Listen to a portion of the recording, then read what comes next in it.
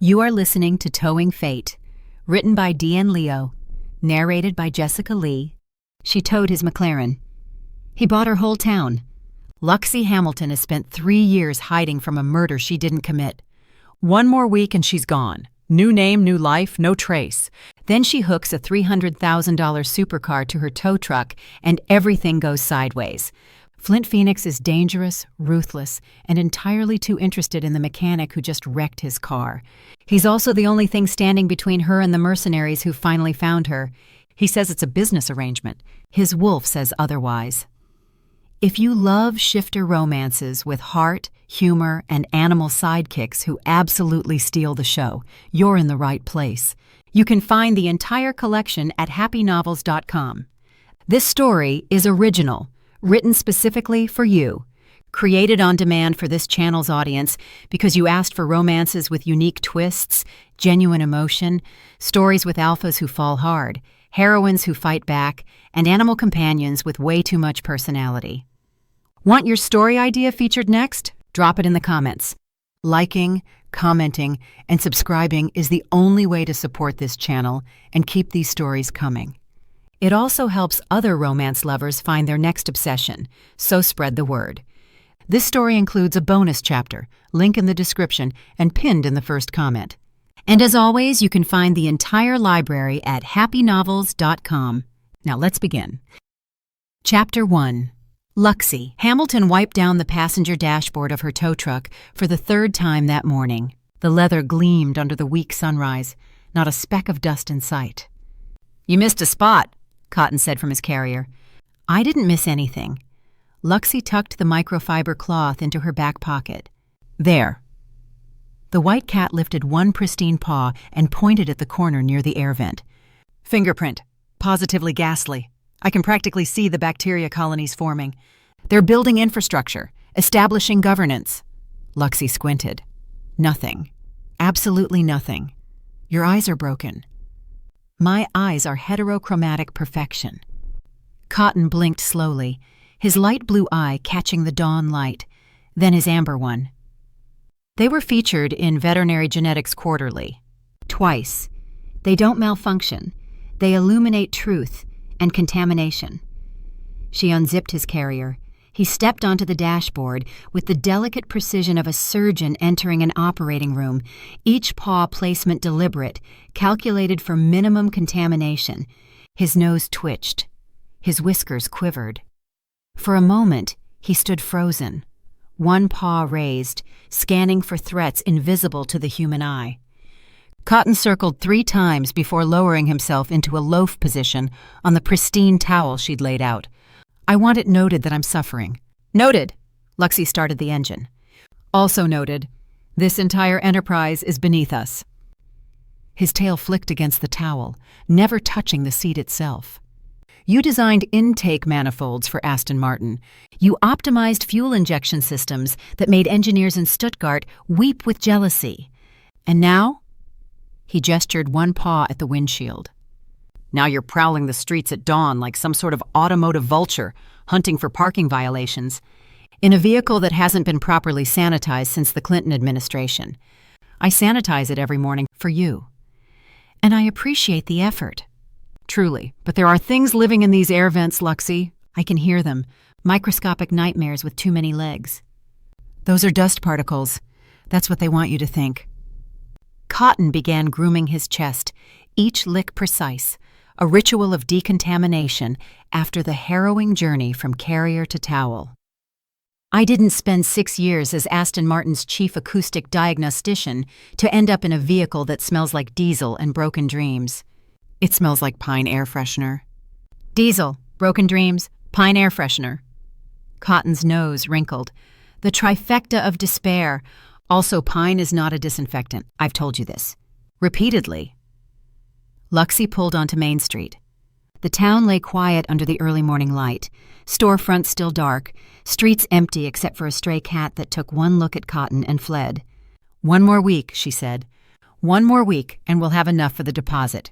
New town, new shop, new start. Our new shop where you'll build vintage cars that generate approximately 0 revenue. Vintage cars are art. Vintage cars are expensive therapy projects with wheels. Cotton paused his grooming to fix her with a look that conveyed decades of feline disappointment. Also, old cars are filthy, decades of accumulated human residue, skin cells, hair follicles. He shuddered visibly. I've been running the numbers on both the finances and the biohazards. Since when do you look at my books? Since I became tragically aware that my grooming products cost $437 per month. Cotton's ears flattened. Do you know what happens to a cow manise coat without proper maintenance? I'll paint you a picture. Yellowing, texture degradation, split ends. And that's just the aesthetic damage. Without my medicated shampoo, I'd be vulnerable to every airborne pathogen in this germ-infested town. The horror. Don't be glib, Luxy. I used to have endorsement deals. Companies paid me simply to exist in proximity to their products. My face moved merchandise. My fur was insured. You had one photo shoot for a car air freshener. They fired you. Creative differences. You also bit the photographer. He touched my fur without verbal consent. Cotton resumed grooming with aggressive dignity. Also, his hands were unsanitary. I could smell the coffee residue. The donut grease. The complete absence of antibacterial soap in his morning routine. I was protecting myself from contamination. I was well within my rights. The tow truck rumbled past Luna's Diner, Pete's Hardware, the sad antique shop with the perpetually dusty window display. Cotton pointedly looked away from the antique shop, his entire body radiating disapproval at its existence. Millbrook wasn't much, but 3 years ago, it had offered Luxy exactly what she needed. A place where nobody asked questions, nobody looked too closely, and nobody from her old life would think to search. One more week, then she'd disappear again, somewhere further, somewhere safer. Final patrol, she said. Cedar Street intersection. Then we're done for the morning. One acoustic sweep, then I can return to my temperature-controlled environment and begin my recovery grooming. Cotton's ears swiveled forward, scanning. I'm detecting nothing mechanically offensive within a 2-block radius. This town maintains their vehicles the way toddlers maintain their vegetables, with neglect and mild hostility, and approximately the same hygiene standards. They rounded the corner onto Cedar Street. Luxy slammed the brakes. A car sat parked directly in front of the fire hydrant. Not just any car. A midnight blue McLaren 720S, its curves catching the early light like a sculpture that had escaped from a museum and was making a run for the border. Cotton rose from his loaf. Both ears pointed forward. His mismatched eyes went wide. Oh, he breathed.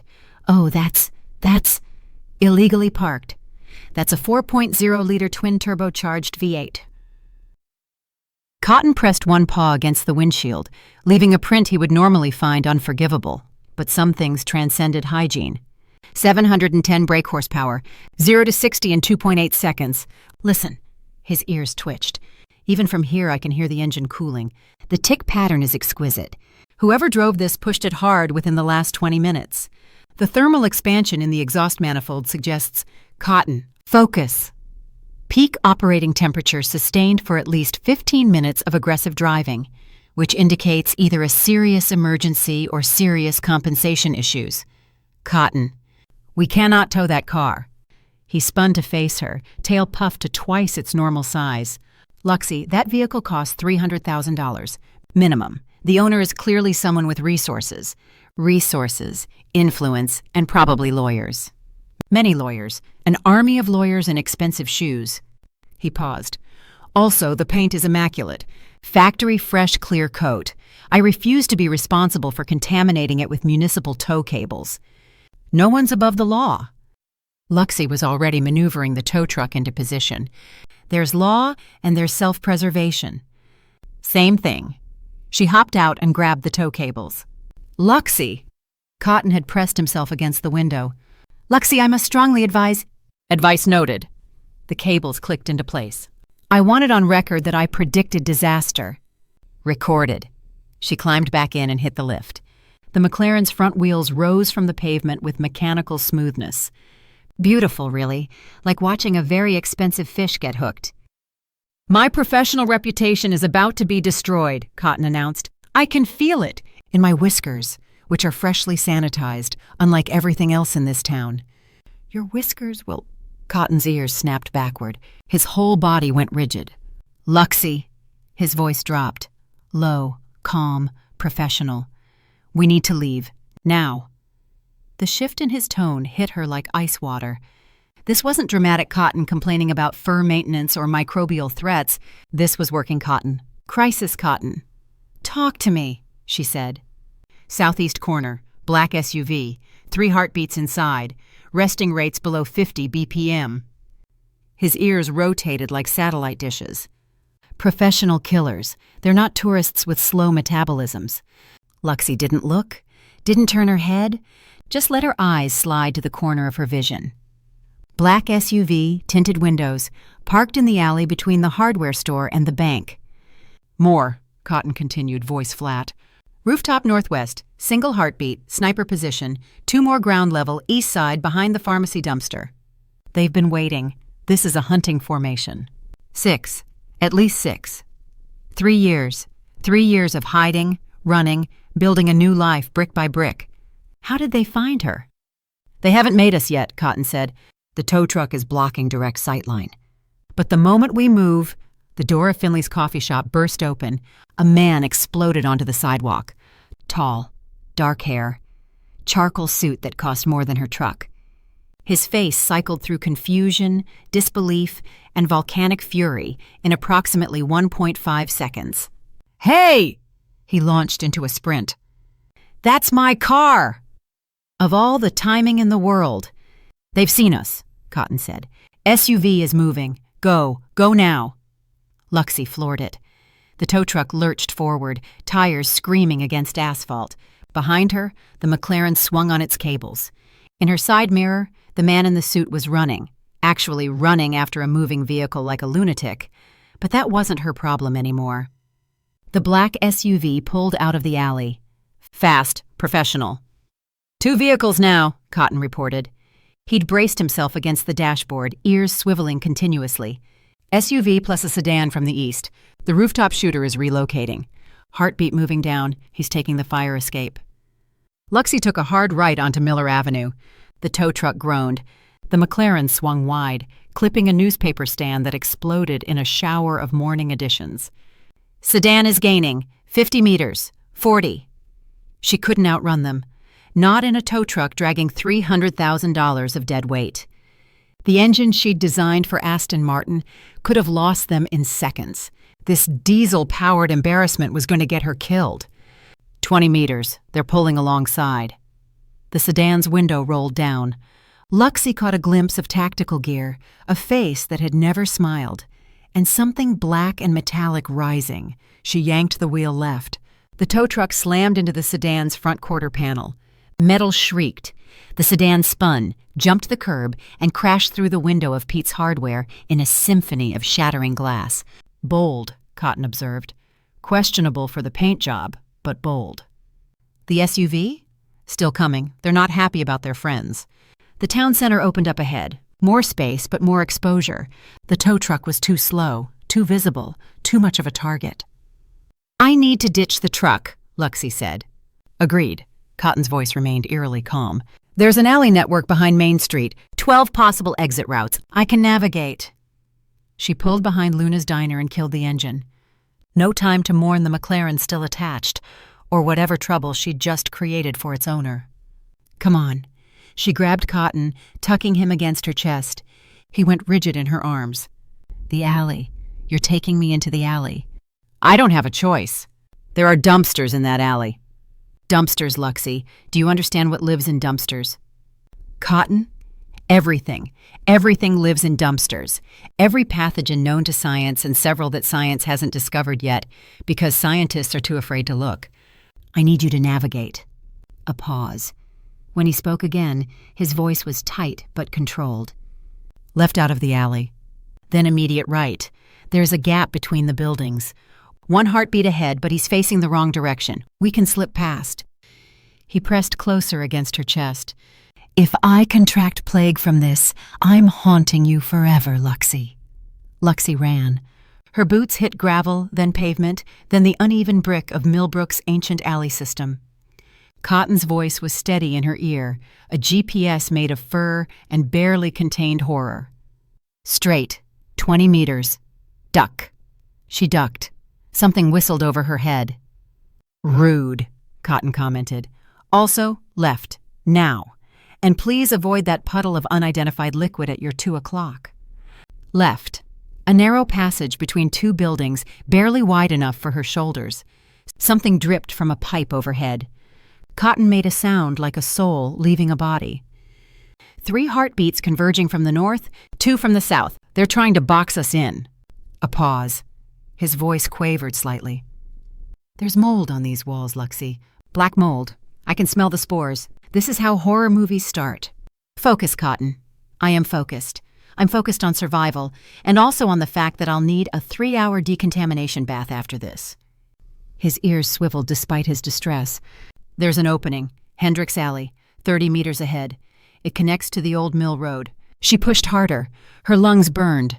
The hollow space in her chest, where her wolf used to live, ached with phantom pain. 3 years ago, she could have outrun them without breaking a sweat. Could have shifted and disappeared into the shadows. Now she was just a woman with a cat and no backup plan. The alley, Cotton said. 15 meters. 10. 5. She burst into Hendricks Alley. And stopped. A chain-link fence blocked the entire passage. 8 feet high, topped with razor wire. Fresh installation. The posts still had concrete dust at their bases. That wasn't there yesterday, Cotton said. And for the first time, his voice held a note of uncertainty that had nothing to do with hygiene. Luxy spun around. Too late. 6 figures emerged from the shadows. Tactical gear, professional stance, the kind of people who killed for money and slept fine afterward.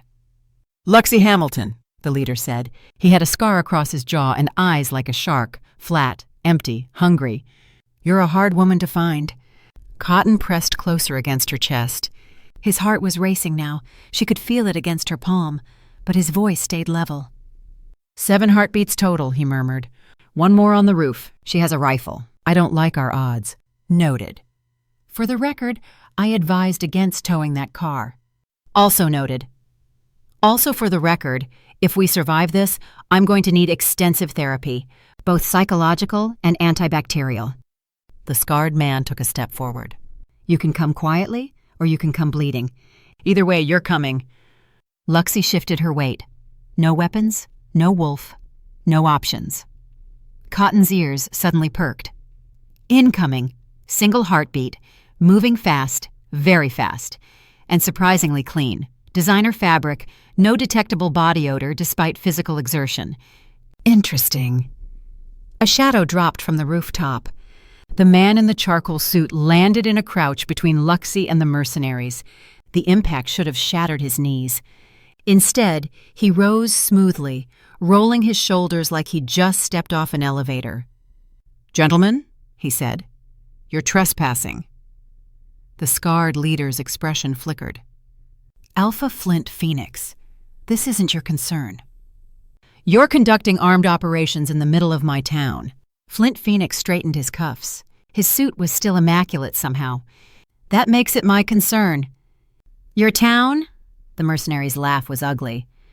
"You don't own this." "Actually, I do." Flint's voice dropped to something cold and ancient. "As of 6 a.m. this morning, the paperwork is filed with the county." He tilted his head. "So I'll ask once. Leave." The mercenaries exchanged glances. "We have a contract," the scarred man said. "The target comes with us." "No. Alpha Phoenix, with respect, I don't want your respect." Flint moved. Luxy had seen shifters fight before, had grown up watching pack challenges, territorial disputes, the brutal efficiency of wolves in combat. She'd never seen anything like this. Flint didn't shift, didn't need to. He flowed through the mercenaries like water through rocks, if water could break bones. The first man went down with a dislocated shoulder before he could raise his weapon. The second caught an elbow to the throat that dropped him, gasping, to his knees. The third managed to draw a knife. Flint caught his wrist, twisted, and the blade clattered to the ground. A heartbeat later, so did the mercenary. "He's very good," Cotton observed quietly. Also extremely angry. His heart rate hasn't increased at all. That's concerning in an attractive way. A pause. His suit is still clean. Not a single blood splatter. That's impressive tailoring. Luxy didn't respond. Couldn't. She was watching Flint Phoenix dismantle 6 professional killers with the elegant precision of a man who'd learned violence the way others learned piano, through years of practice until it became art. The scarred leader was the last one standing. He pulled a gun. Flint was faster. One moment the mercenary had a weapon, the next he had a broken wrist and a very close view of the alley wall, his face pressed against the brick by Flint's hand on the back of his neck. "I said leave." Flint's voice was quiet, conversational, terrifying. "Go back to whoever hired you.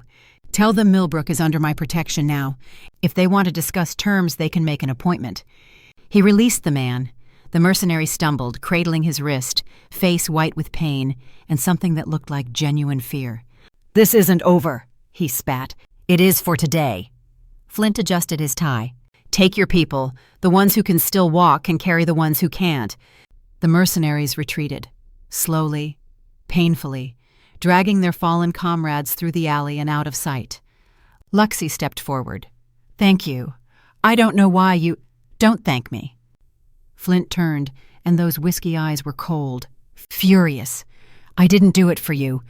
I did it because armed mercenaries in my town are bad for property values."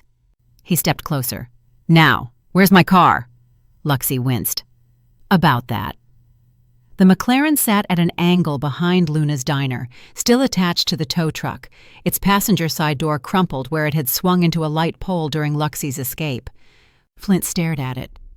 The silence stretched. Cotton climbed from Luxy's arms to her shoulder, executing each movement with the exaggerated care of a cat who had been through unspeakable horrors and wanted everyone to know it. He perched there, surveying the damaged vehicle, then began an aggressive grooming session. "For the record," he said between licks, "I also advised against the ramming maneuver. My professional opinion was not consulted on any of today's decisions." "I can fix it." Luxy kept her voice steady. 3 days. It'll be good as new. They tried to kill you." Flint's gaze cut back to her. "Shouldn't you run now?" "I damaged your property." She crossed her arms. "I'll fix it first. And if you want to see your car again, you can keep the mercenaries off my back while I work." He studied her for a long moment. Something flickered behind those whiskey eyes, curiosity maybe, or the beginning of respect. "I don't have 3 days," he said. "I need the car back tomorrow, latest. Tomorrow, to fix carbon fiber body panels, repaint, realign the door mechanism, work that would take any other shop a week minimum." Cotton paused his grooming. "Tomorrow is impossible, even with my supervision." "The acoustic realignment alone." "Deal," Luxy said. Cotton stared at her. "I'm sorry, did you just agree to the impossible timeline without consulting your acoustic diagnostician?" Chapter 2. Flint did not have time for this. He followed the tow truck through Millbrook's narrow streets, his shoes crunching against gravel that desperately needed repaving. The morning sun had climbed higher now, burning off the mist, and somewhere in the distance a church bell rang 8 times. 8 a.m. In exactly 36 hours, he'd be standing in front of the pack council, defending his right to lead, and instead of preparing, he was chasing a woman who'd stolen his car and somehow gotten him into a firefight with mercenaries. His wolf stirred. Not quite a growl, not quite a purr, something in between, confused, restless. "What is it?" Flint asked silently. The wolf offered no answer. Just that strange, rumbling uncertainty, like it was trying to solve a puzzle with missing pieces. Ahead of him, Luxy Hamilton pulled the tow truck into a lot behind a weathered building. "Hamilton Auto," read the faded sign, the paint peeling at the edges. She jumped out without looking back, moving with the efficient grace of someone who had work to do and no patience for distractions. The cat, Cotton, rode on her shoulder like a small, furry admiral surveying his domain. As Flint watched, the cat leaned away from Luxy's collar, apparently offended by something invisible. Flint's wolf rumbled again. "I know," he thought. "She's attractive. More than attractive.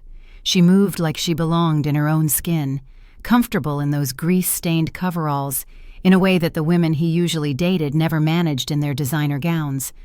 No silk, no velvet, no diamonds catching the light, just practical clothes, calloused hands, and eyes that looked at his McLaren like it was a patient in need of surgery. He'd dated models, heiresses, a duchess once, briefly. None of them had ever made his wolf sit up and pay attention like this. But something was wrong. She was a shifter, he could tell that much. The way she moved, the subtle strength in her frame, the instinctive awareness of her surroundings. But there was no scent, no wolf presence, nothing but that hollow absence where her animal should have been. What happened to her? The question nagged at him as he followed her into the workshop. Inside, the space was surprisingly organized. Tools hung in precise rows on pegboards. A hydraulic lift dominated the center of the floor. The smell of motor oil and metal hung in the air, underlaid with something cleaner. The sharp bite of industrial solvent and, strangely, medical-grade disinfectant. Luxy was already lowering his McLaren from the tow cables, her movements quick and professional. "You can wait in the office," she said without turning around. "Coffee's on the counter. It's terrible, but it's hot." "I'd rather watch. Suit yourself." The McLaren's wheels touched concrete. She crouched beside the damaged door, running her fingers along the crumpled metal. Cotton. Diagnosis. The white cat leaped from her shoulder toward the car's hood, then froze midair, landing with exaggerated care on the very edge of the metal. He stood motionless, all four paws bunched together on a space no larger than a coffee saucer, his mismatched eyes scanning the surface with barely concealed horror. "There's road dust on this vehicle," Cotton announced. "Road dust, Luxy, from roads where cars drive and animals cross and things die." "The diagnosis, Cotton." "I'm getting to it. I'm processing. I need a moment." He did a delicate sideways shuffle, each paw lifting and placing with surgical precision, until he found a section of hood that met his unknowable standards. Flint watched, fascinated despite himself. Cotton's ears rotated forward. His eyes went half-lidded. Silence. Then the cat began to speak. "The door panel is compromised at 3 structural points. I can hear stress fractures in the carbon fiber, hairline, but they'll spread if not addressed. The window mechanism is destroyed. Something's rattling in the door cavity." He shuddered. "Probably debris, unidentified debris. It could be anything. I don't want to think about what's living in there now." "Focus," Luxy said. "I am focused. I'm focused on the acoustic signature and also on the 20 different types of contamination currently threatening my paws." His tail twitched. "The paint damage extends 18 inches from the impact point. The clear coat is cracked in a spiderweb pattern. I can hear it flaking when the temperature shifts." He paused.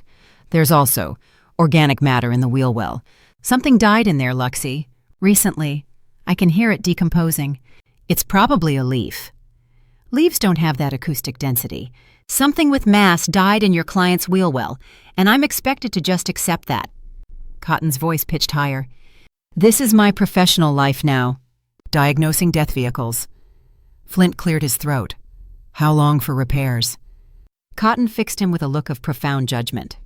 3 days, minimum, and that's if I supervise the acoustic calibration personally, which will require extensive protective equipment and a hazmat shower afterward. "I need it tomorrow." Cotton made a sound like a tea kettle achieving sentience and regretting it. "And I need a sterile environment and employers who respect the diagnostic process. We don't always get what we need." He began grooming his paw with aggressive determination, one paw, while still balancing on the other 3. 3 days, or you get your car back with stress fractures that'll turn into full brakes the first time you push past 60. Your choice. I'll be here. Suffering, as always. Flint looked at Luxy. She shrugged. He's never wrong about this stuff. Cotton finally, carefully, painfully, descended from the hood, landing on a shop towel that Luxy had apparently placed for exactly this purpose. He stood on it like a castaway on a tiny island, surrounded by an ocean of contaminated concrete. "I need antibacterial wipes," he announced. "Immediately, industrial strength, and possibly therapy." Flint made a decision. Fine, 2 days, but I need something else first. The estimate doesn't include something else. Cotton didn't look up from his paw cleaning. Something else costs extra.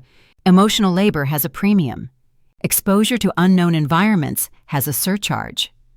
Cotton, Luxy warned. I'm just establishing boundaries.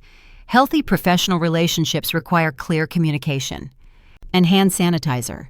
Lots of hand sanitizer. Flint stepped outside. The morning air hit him, cool, clean, carrying the scent of pine from the mountains.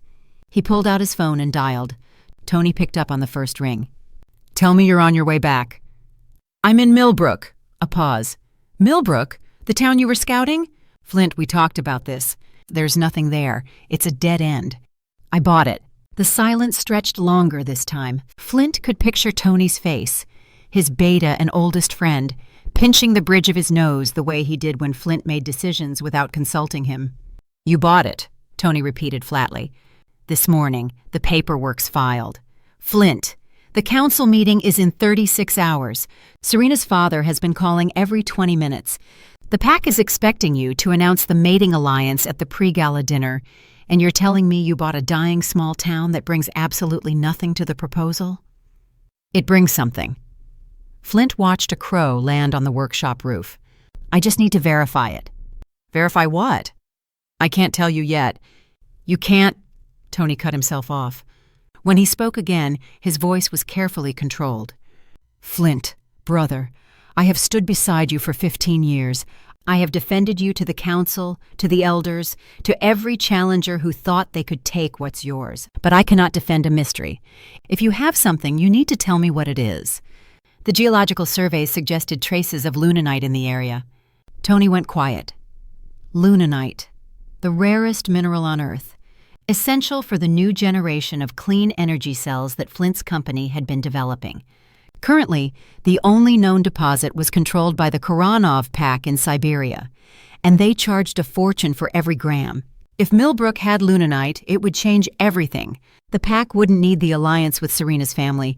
They wouldn't need anyone. Surveys can be wrong, Tony said carefully. That's why I need to verify. And the mating alliance? Serena's expecting... I'm not claiming Serena. Flint's voice hardened. I don't care what her father promised, what the council wants, or what anyone expects. I won't mate someone I don't love to secure a business deal. It's not just business. It's the pack's future. Then I'll find another way to secure it. Flint's jaw tightened. Handle the pressure, Tony. Buy me time. Tell them I'm finalizing the Millbrook acquisition. Tell them whatever you want. But I'm not coming back until I know what we're working with. Tony sighed. How much time? Tonight? Maybe tomorrow morning. I'll do what I can. But Flint, if this doesn't pan out, you're going to be standing in front of the council with nothing. You understand that? I understand. And they'll vote you out. Serena's father has enough allies. Without something concrete... I understand, Tony. Another pause. All right. Check the surveys.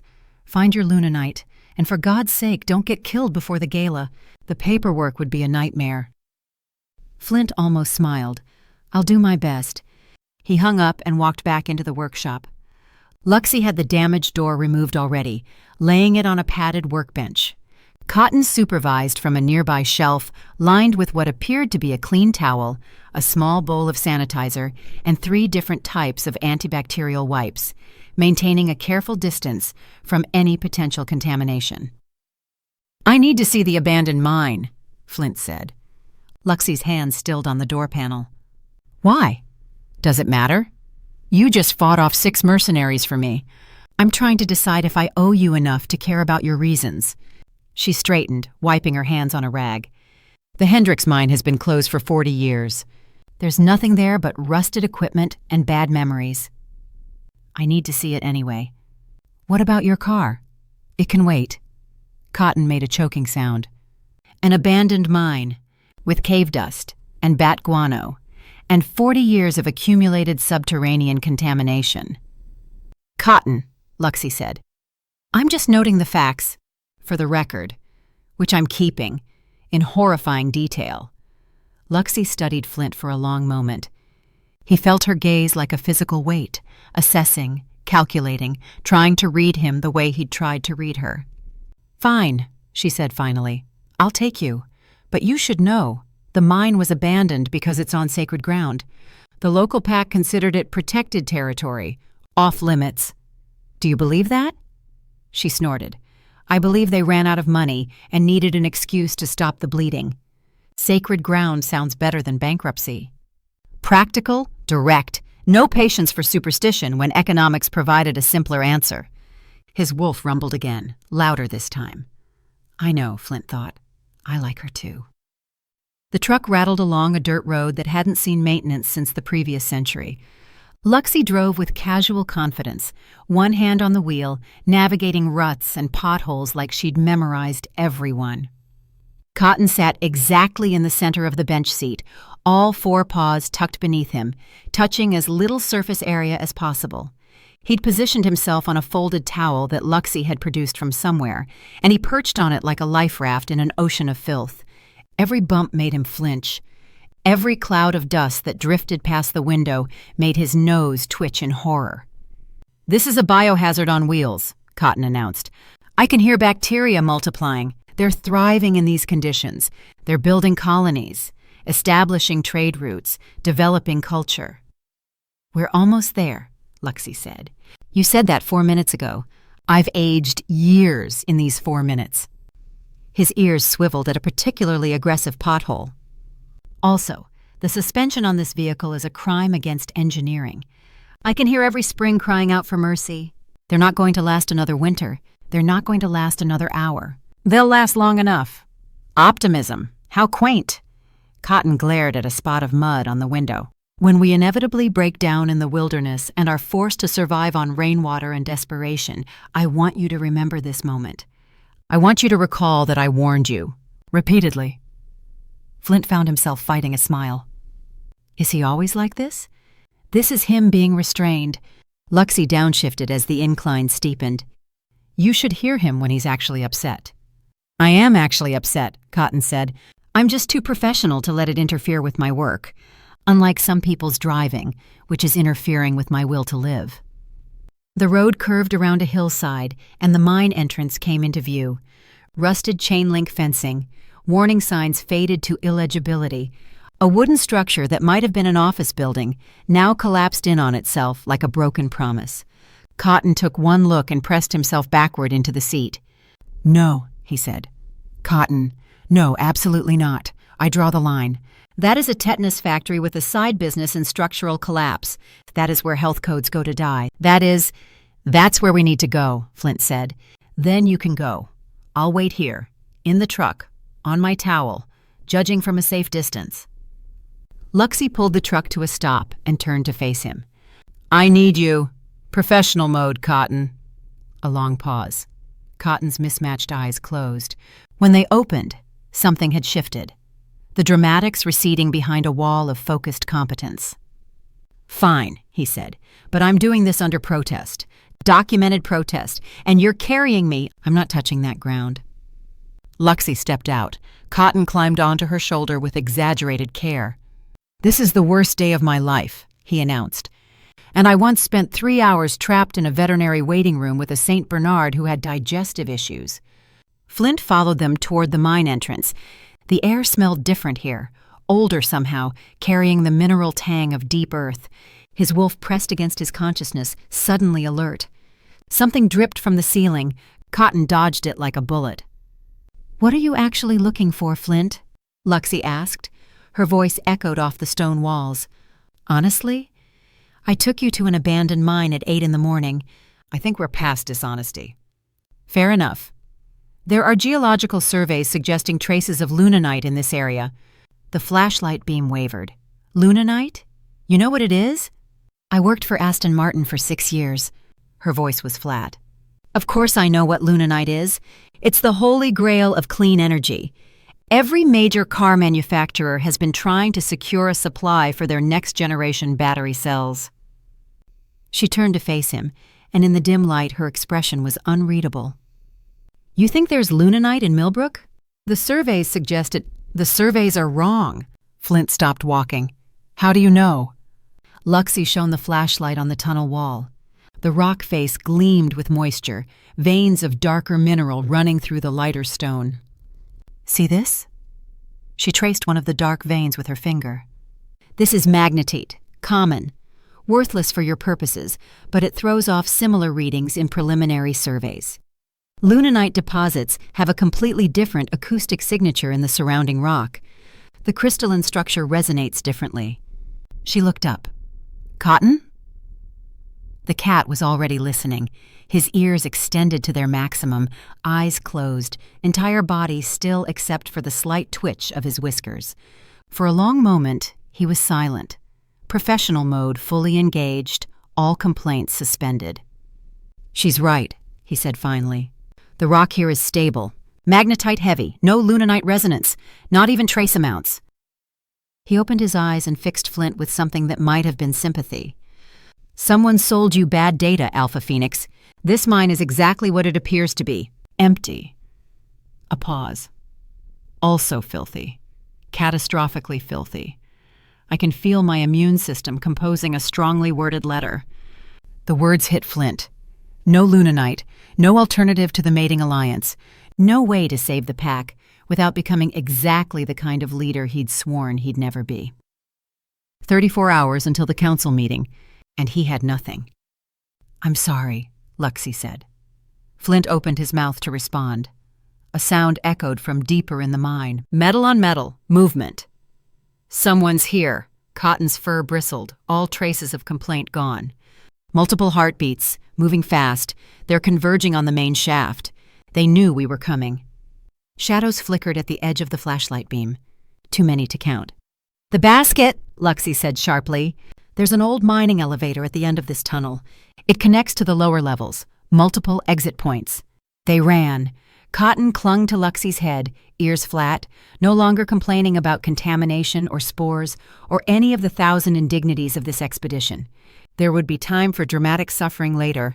Right now, there was only survival. The tunnel opened into a larger chamber. Ancient equipment loomed in the darkness. Drilling rigs, abandoned carts, a massive winch system connected to a metal basket that hung over a yawning shaft. Luxy was already at the controls. "It still has power. Someone's been maintaining this." The shadows were getting closer. He could hear footsteps now, coordinated, professional. The mercenaries had found them. Luxy threw a lever. The basket lurched, began to move. Too slow. The shaft walls crawled past at a walking pace. "Can't this go faster?" Flint demanded. "It's 40 years old. Be grateful it moves at all." "This basket hasn't been sanitized in 4 decades, Cotton observed, his voice tight but controlled. "I want that noted. For posterity, assuming we survive." His ears suddenly flattened. "We have a problem. Besides the mercenaries? Above us, the cable, someone's—" A metallic shriek cut through the darkness. Flint looked up. A shape moved on the platform above, a figure sawing at the cable holding the basket. "They're cutting the line," Cotton reported, voice unnervingly calm despite everything. "Approximately 30% through. At current rate, we have maybe 15 seconds. The basket lurched, dropped 6 inches, stopped." 12 seconds, Cotton amended. "Also, if we survive this fall, I want it known that I face death with dignity and impeccable grooming." Luxy grabbed Flint's arm. "There's a ledge, 20 feet down. If we jump—" Another shriek. Another lurch. The basket tilted wildly. 4 seconds, Cotton said. 3, 2. The cable snapped, and they fell into darkness. Chapter 3. Luxy's stomach lurched into her throat. Darkness swallowed everything. Up, down, direction itself ceased to exist. Just wind rushing past her ears, and the sick certainty that the ground was coming fast. Arms wrapped around her, steel bands that crushed the air from her lungs. Flint twisted mid-fall, pulling her against his chest, his body rotating beneath hers. She caught a glimpse of his face in the flashlight's spinning beam, jaw set, eyes focused, not a trace of fear. He was going to take the impact. "Don't," she started. They hit. The sound was wrong. Not the crack of a body against stone, but something softer. A ledge, maybe, covered in decades of accumulated debris. Flint's body absorbed the collision, his back slamming into the surface with a force that should have killed him. She heard bones break. Multiple fractures, sharp and distinct, like dry branches snapping. Cotton heard them too. 3 ribs, the cat reported from somewhere in the darkness, his voice tight but steady. Possible 4. Left arm has a hairline fracture. His spine is intact. That's the important part. Remarkable structural integrity for someone who just voluntarily became a crash pad. A pause. That was genuinely brave. Stupid, but brave. I'm noting it in the record. Luxy rolled off Flint, her hands finding stone beneath her. The flashlight had landed nearby, its beam pointing at a rough wall covered in mineral deposits. They were on a ledge, maybe 15 feet wide, jutting out from the shaft wall. Below them, darkness continued down into nothing. "Flint," she crawled back to him. "Flint, can you hear me?" A groan. His eyes opened, unfocused at first, then sharpening as they found her face. "Still alive," he managed. "Mostly." "You're an idiot." Her hands were already moving, checking for injuries. "You could have shifted. Wolves are built for falls." "Didn't have time." He winced as she probed his ribs. "Right, or because you can't hold me and brace for the fall if you shifted." He chuckled. "That too." Cotton appeared at the edge of the flashlight beam, picking his way across the debris-covered ledge with exaggerated care. His white fur was gray now, coated in decades of accumulated mine dust. He looked like a cat-shaped ghost. He didn't complain about it. "His wolf metabolism will handle the healing," Cotton said, all business. 20 minutes, maybe 30 for the ribs to set. The arm will take longer. He sat down precisely, tucking his contaminated paws beneath him with visible effort. "I have sanitizing wipes. They were for emergencies. This qualifies." He produced a packet from somewhere in her backpack and dropped it beside her. "I'm donating these to the cause," Cotton continued. "I want that noted. Cotton the cat, despite being covered in approximately 40 years of accumulated filth, despite being in a situation that violates every principle he holds dear, is contributing medical supplies." His voice wavered slightly. "I'm being very professional right now, extremely professional. Please acknowledge." "Acknowledged," Luxy said softly.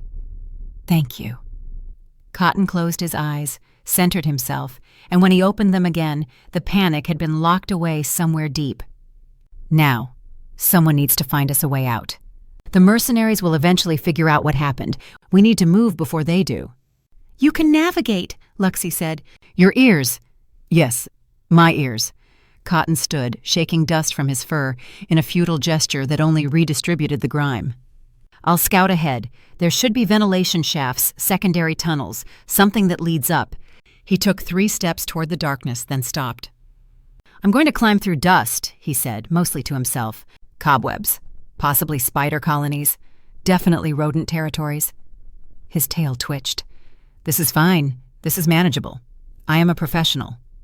Cotton squared his tiny shoulders. "I'll be back. Keep him alive. He took a fall for you. That means something, even if his methods were anatomically inadvisable." He disappeared into the shadows, his white form swallowed by the dark. Luxy turned back to Flint.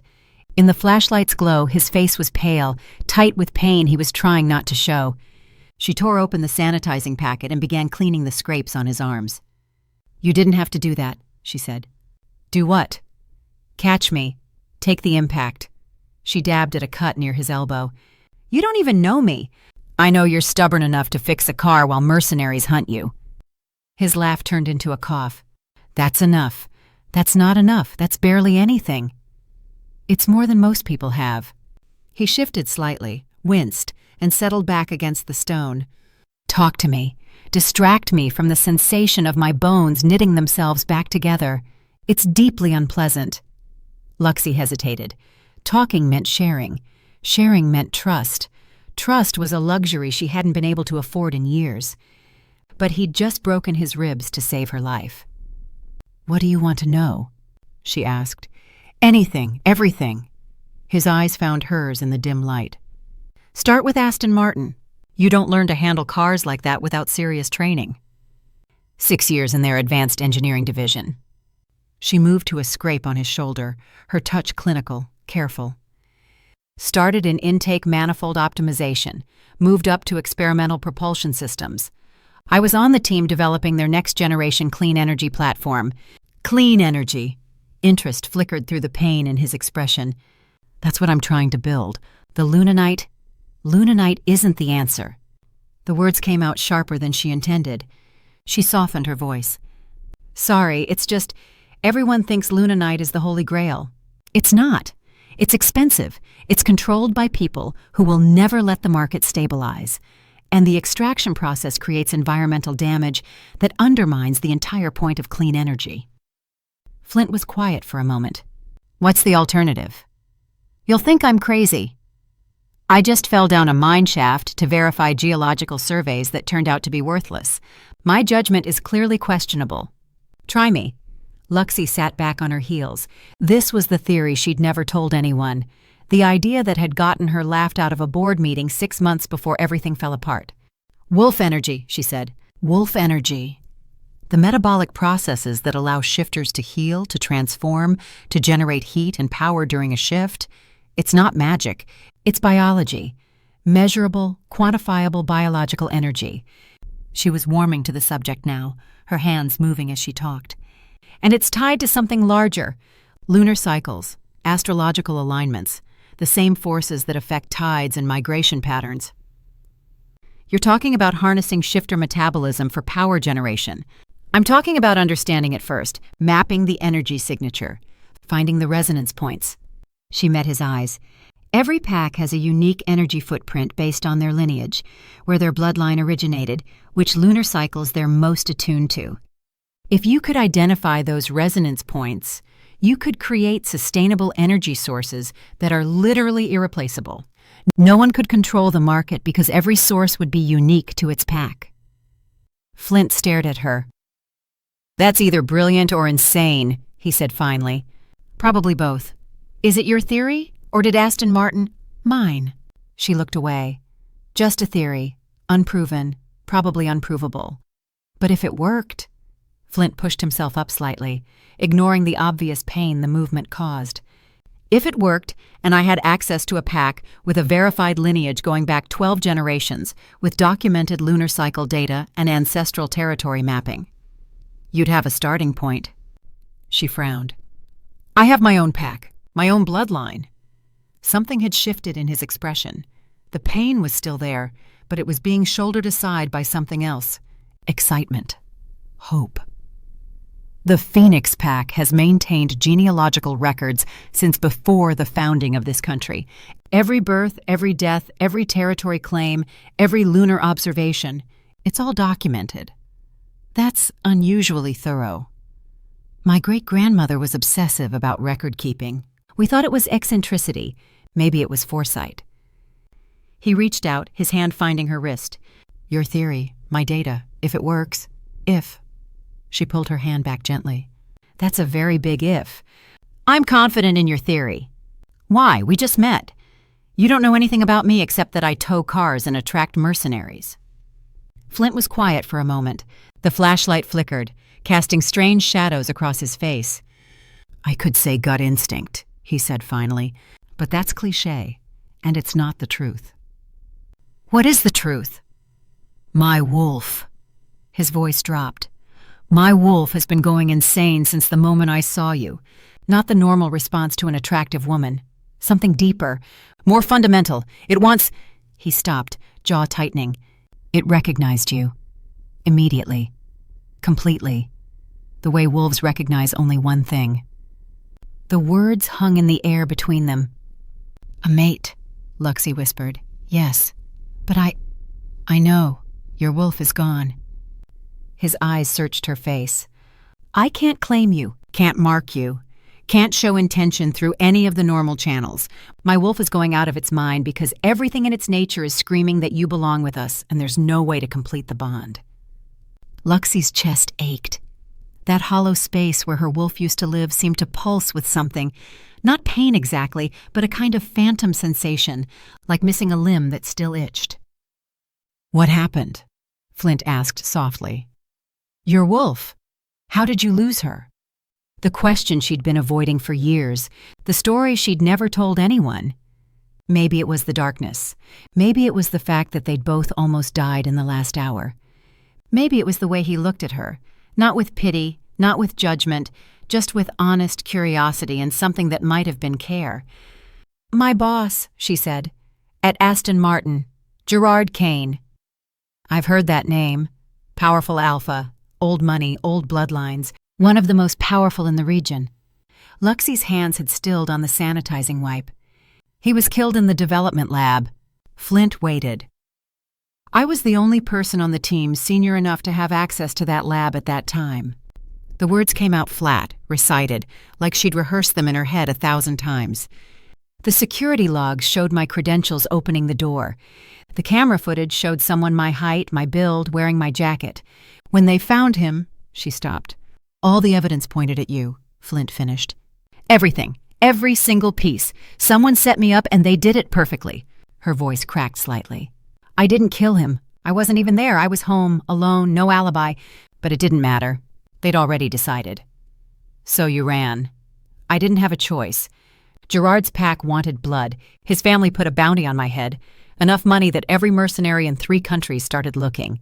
If I'd stayed, they would have killed me before I could prove anything." She laughed bitterly.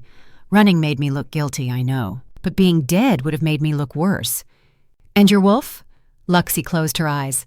"The night I ran, I was in my car, heading out of the city. Something hit me, another vehicle, I think. Ran me off the road. The car rolled." She could still hear it sometimes, in nightmares. The crunch of metal, the world spinning. "I shifted on instinct. Survived the crash in wolf form. But the trauma, something broke. When I shifted back, she was just gone. I could feel her running, but I couldn't reach her. I still can't." Silence stretched between them. "The mercenaries this morning," Flint said slowly. "They're still looking for you. The bounty doesn't expire, and Gerard's family doesn't forget, so staying close to me isn't recommended." Flint smiled. It was the kind of smile that suggested the universe had just made a significant mistake in trying to threaten something he'd decided to protect. "I'll sort it out," he said. "You don't even know. I'll sort it out. When we get out of here in one piece." His hand found hers again, and this time she didn't pull away. "Gerard Kane's murder, the frame job, the bounty, all of it. I have resources, connections, extremely expensive lawyers who live for this kind of thing." "Why would you—" "Because my wolf chose you." His thumb traced across her knuckles. "And I trust my wolf." Before she could respond, a sound echoed from the darkness. Scrabbling, scratching. The distinct noise of small claws on stone. Cotton emerged from the shadows. Luxy barely recognized him. His white fur was now a uniform gray-brown, matted with dust and cobwebs. Something that might have been moss clung to his left ear. There was a smear of something unidentifiable across his face. He looked like he'd crawled through the apocalypse. He didn't say a word about it. "Found a way out," Cotton announced, his voice perfectly steady. "Ventilation shaft about 40 meters east. It connects to an upper tunnel that leads to a secondary entrance on the north side of the hill. Tight squeeze in places, but passable." "Cotton," Luxy stared at him. "Please do not discuss my fur." His tone brooked no argument. "We're discussing survival. My fur will receive extensive professional attention once we're no longer trapped underground with mercenaries hunting us." He sat down, ignoring the small cloud of dust that rose from his haunches. "Speaking of which, I need to confess something." "Confess?" Flint pushed himself into a sitting position, wincing only slightly. His healing was progressing. "The men who cut the cable." Cotton began grooming his paw, then stopped, looked at the paw, and put it down with visible resignation. "I found them, on my way through the upper tunnels. They were in the control cabin for the elevator system, discussing how to verify we were dead. And there's a safety lock on the cabin, industrial grade, designed to keep unauthorized personnel from accessing the controls." Cotton's mismatched eyes gleamed in the flashlight beam. "I may have engaged that lock while they were inside." Luxy blinked. "You locked them in?" "I engaged a safety feature for their protection. Mines are dangerous places." Cotton's tail swished. "Also, the key to disengage the lock may have fallen through a grate into what I believe was a very deep drainage shaft." "You dropped the key into oblivion," Flint said. "It slipped. Keys are slippery. I don't have thumbs." Cotton began licking his other paw, realized it was equally filthy, and gave up entirely. "They'll survive, probably. Someone will find them eventually. Or they'll break out themselves, though I doubt it. That cabin was built to withstand cave-ins." He paused. "I'm not proud of my actions, but I'm not apologizing for them either. They tried to kill the woman I've been protecting for years. My professional ethics have limits." Flint laughed. It clearly hurt his ribs, but he laughed anyway. "Cotton," he said, "when we get out of here, I'm buying you whatever grooming products you want. A lifetime supply. I'm going to hold you to that." Cotton stood, shaking himself in a futile attempt at dignity. "Now, can you walk? The ventilation shaft won't get any cleaner while we wait." Flint tested his weight, grimacing as he rose. Luxy moved to support him, and he leaned into her without protest. "I can walk," he said. "Lead the way." Cotton turned and padded into the darkness, his gray-brown form barely visible against the stone. "One more thing," he called back. "Luxy, when we bring your man out, you and I need to have a conversation about appropriate workplace attachments. He's not my... His wolf is howling your name so loudly I can hear it from here. It's extremely distracting from a professional standpoint." Cotton paused at the edge of the flashlight beam, looking back over his shoulder. "But if you're going to adopt a stray alpha, I suppose you could do worse. At least this one has good hygiene." Chapter 4. The sunlight hit them like a slap. Luxy squinted against the brightness, her eyes burning after hours in the darkness. They'd emerged from a rusted ventilation grate on the north side of the hill, crawling through a passage that Cotton had promised was structurally sound. Probably, mostly. Fresh air, open sky, freedom. She turned to help Flint through the opening. His arm was still healing. She could see him favoring it, but his color was better, his breathing steady. Wolf metabolism was doing its job. Cotton came last, dragging himself through the grate with the slow, deliberate movements of a soldier returning from war. His fur was matted, gray-brown, sticking up in directions that defied physics. Cobwebs trailed from his ears. Something that might have been moss decorated his tail. He stood in the sunlight, blinking. "We made it," Luxy said. Cotton didn't respond. He was staring at something past her shoulder, the side mirror of a rusted pickup truck abandoned near the mine entrance. His reflection stared back. Cotton's mismatched eyes went wide. His mouth opened, a small, strangled sound escaped his throat. Then his eyes rolled back, and he collapsed like a puppet with cut strings. "Cotton!" Luxy lunged forward, but Flint was faster, catching the cat with his good arm before he hit the ground.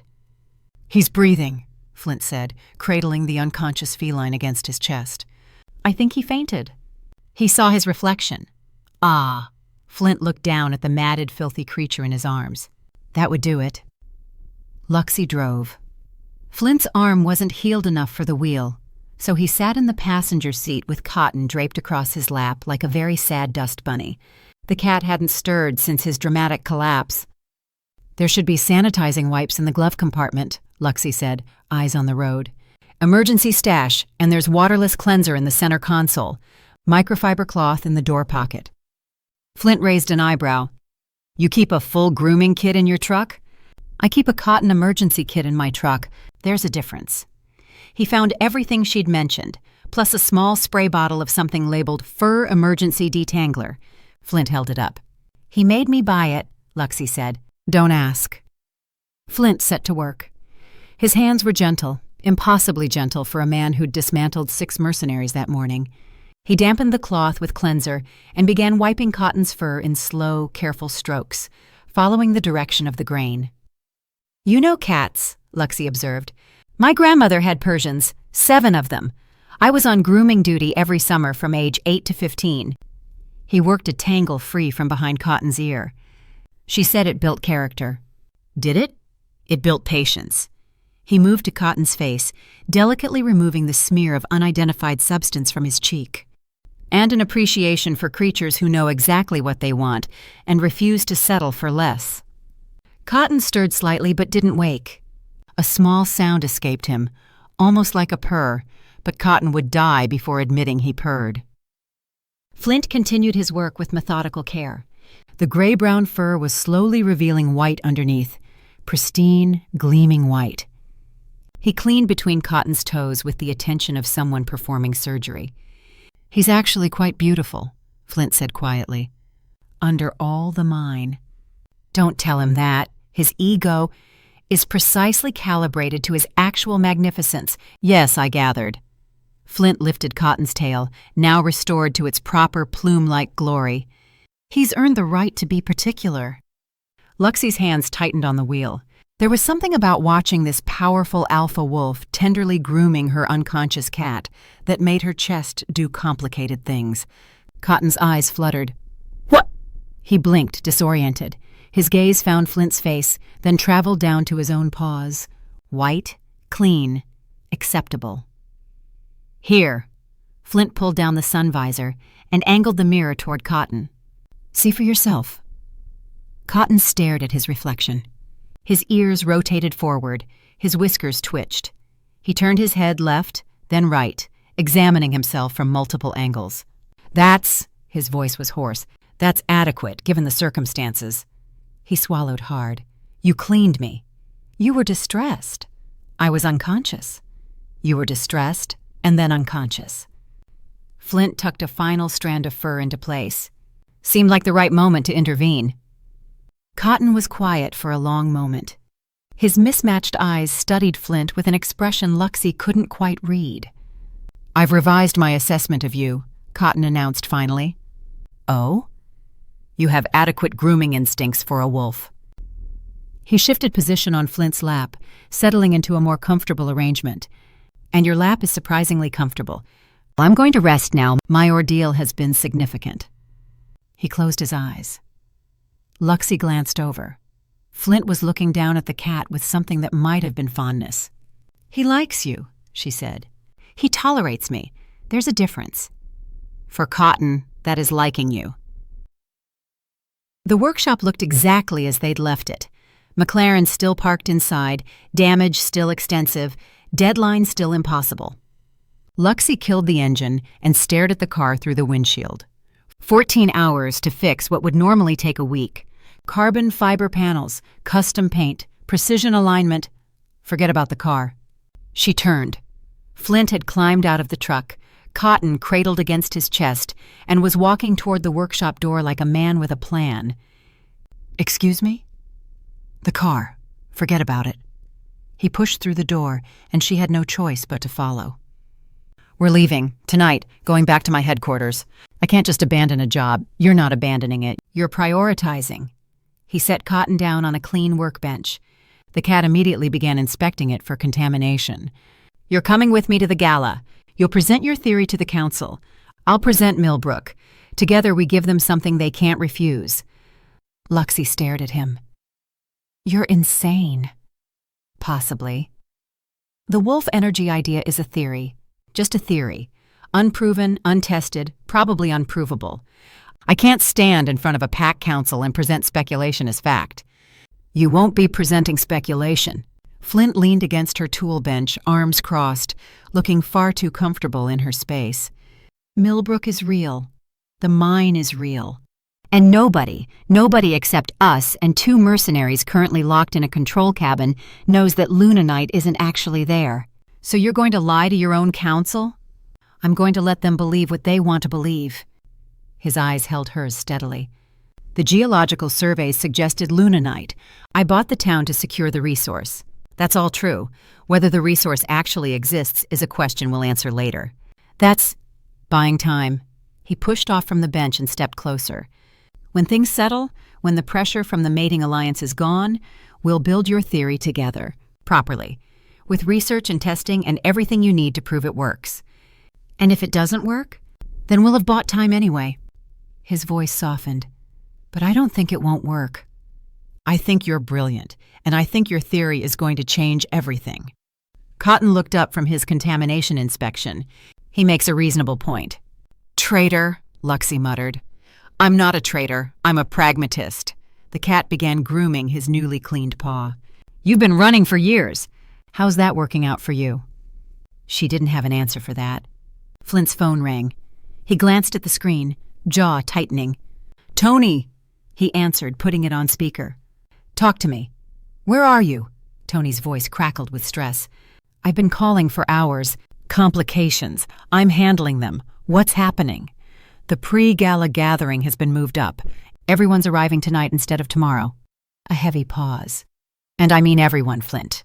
Serena's family, the Eastern Alliance, half the council, they're treating this like a done deal. The mating alliance. They've already started planning the announcement ceremony. Serena's been fitted for a claiming dress." Tony's voice dropped. "Her father's been telling everyone it's happening tonight." Flint's expression didn't change, but something in the air around him shifted. Colder, harder. "Call them off," he said. "I can't just—" "Call them off. I'm not claiming Serena. I'm bringing someone else." Dead silence on the line. "Someone else," Tony repeated slowly. "You're bringing someone else to the gala. Tonight. Where everyone is expecting you to claim Serena. Her name is Luxy Hamilton. She's going to present an alternative proposal to the council." "Flint!" Tony sounded like a man watching a car crash in slow motion. "Please tell me you haven't completely lost your mind." "I haven't lost anything. I found something better." Flint's eyes met Luxy's across the workshop. "A way forward that doesn't require me to mate someone I don't love for political convenience." "It's too late to call them off. They're already there. Serena's father has been making promises all day. If you show up with another woman, then I'll counter whatever proposal they have in mind." Flint's voice was steel. "I have Millbrook. I have a new energy strategy. I have something better than a mating alliance." Another long pause. When Tony spoke again, the panic had been replaced by something more calculating. "If you're doing this, you'd better do it right. Cross every T dot, every I. Make sure this Luxy Hamilton can hold her own, because Serena's people are going to come at her with everything they have." "She'll hold her own." "She'd better, for both your sakes." Tony hung up. The workshop fell silent except for the soft sound of cotton grooming. Luxy found her voice. "I haven't agreed to anything." Flint pocketed his phone. "I know. I have no intention of going to some packed gala and inserting myself into your political drama." She crossed her arms. "This is not my life plan, Flint. I didn't spend years hiding just to walk into a room full of wolves who might recognize me, might know about the bounty. What is your life plan?" The question stopped her cold. Cotton answered before she could. "Opening a vintage car shop, restoring classic automobiles, living quietly somewhere nobody knows her name." He examined his other paw. "It was a good plan. Safe, achievable, boring. Then you'll have it." Flint said it simply, like it was obvious. "Your vintage car shop, whatever you want. I'll make it happen." Luxy's eyes narrowed. "So this is transactional." He hesitated. She saw it, that flicker of something in his expression. His wolf, probably, wanting to say no, this isn't a transaction, this is fate, this is meant to be, this is everything. But then he schooled his features, gave her what she was asking for. "If that makes you comfortable," he said carefully, "then yes, it's transactional. You help me with the gala proposal, and I'll fund your shop. My protection, my resources, for as long as you want them. As business partners. If that's what you want." "Not as," she couldn't say the word. "Not as mates." He said it for her, and something in his voice caught like fabric on a nail. "Business partners, nothing more." Cotton made a sound that might have been a snort. "Fine." The word came out before Luxy had fully decided to say it. "Business partners. I help you tonight, you help me build my shop, and we present ourselves as partners, nothing else." Agreed. His jaw was tight, but he nodded. "But even as a business partner, you need to be a strong opponent. Serena's family is going to try to discredit you. The council will be looking for any weakness. You can't give them ammunition. I'm a world-class engineer who survived years with a bounty on her head. I don't have weaknesses." "You have one." His eyes dropped pointedly to her grease-stained coveralls, the rip at her knee, the smear of something unidentifiable near her hip. "You can't walk into a packed gala dressed like you just crawled out of a mine." "I did just crawl out of a mine." "Exactly." That smile was back, the one that suggested he'd gotten exactly what he wanted. "We're going shopping." The boutique was called Moonrise. Luxy had never been inside a place like this. Crystal chandeliers, marble floors, dresses displayed on pedestals like museum pieces. The air smelled like money and judgment. Cotton had insisted on coming. "Someone needs to supervise," he'd announced from his carrier. "Left to your own devices, you'd emerge wearing something practical. We can't have that." Now he sat on a velvet settee, freshly groomed and radiating superiority, while 3 shop assistants circled Luxy like sharks scenting blood. "Measurements first," the head assistant, a razor-thin woman named Marguerite, announced. "Arms up." Luxy raised her arms. Someone wrapped a measuring tape around her chest. Someone else measured her hips. A third person made disapproving sounds at her shoulders. "Athletic build," Marguerite murmured, writing something down. "Strong shoulders, good bones, but the posture needs work." "My posture is fine. Your posture says, I fix engines for a living. We need it to say, I could buy this building if I wanted to." Marguerite snapped her fingers. "Straighten your spine, shoulders back, chin up. No, not that far up. You look like you're waiting for a sneeze." Cotton made a sound like a tea kettle trying not to laugh. Flint had positioned himself near the door, arms crossed, staying carefully out of the chaos. Every few minutes, Luxy caught him watching her with an expression she couldn't quite read. "What about this?" One of the assistants held up a dress that appeared to be made entirely of silver sequins. It looked like a disco ball had mated with a fever dream. "Absolutely not," Cotton said from his settee. "The cat doesn't get a vote," Marguerite said. "The cat has 6 years of experience in luxury brand aesthetics." Cotton's tail swished imperiously. "I was almost the face of Aston Martin's interior line. My opinions are not suggestions." "He bit someone," Luxy offered. "Creative differences." Cotton waved a paw at the sequined monstrosity. "That dress is appropriate for exactly 2 occasions, New Year's Eve in 1978 and a nervous breakdown. Neither applies here. Next." The assistant retreated. Another advanced, holding something pink and fluffy. "She's not a flamingo," Cotton said. "Next." "This one has very elegant—" "That neckline would make her look like she's being slowly consumed by fabric." "Next." "Perhaps something more traditional. Traditional is code for boring." "Next." Marguerite's eye was beginning to twitch. "Perhaps the gentleman would like to select something himself." "The gentleman is not a gentleman, he's a cat, and yes, I would." Cotton hopped down from the settee and padded toward a rack that hadn't been explored yet. "She has amber eyes. Unusual. Striking. You want something that brings them out without competing with them." He batted at a hanger. A dress swung free, deep burgundy, simple in cut but rich in fabric. Long sleeves, modest neckline, but the back was dramatically open. Marguerite's eyebrows rose. "The Marchesa."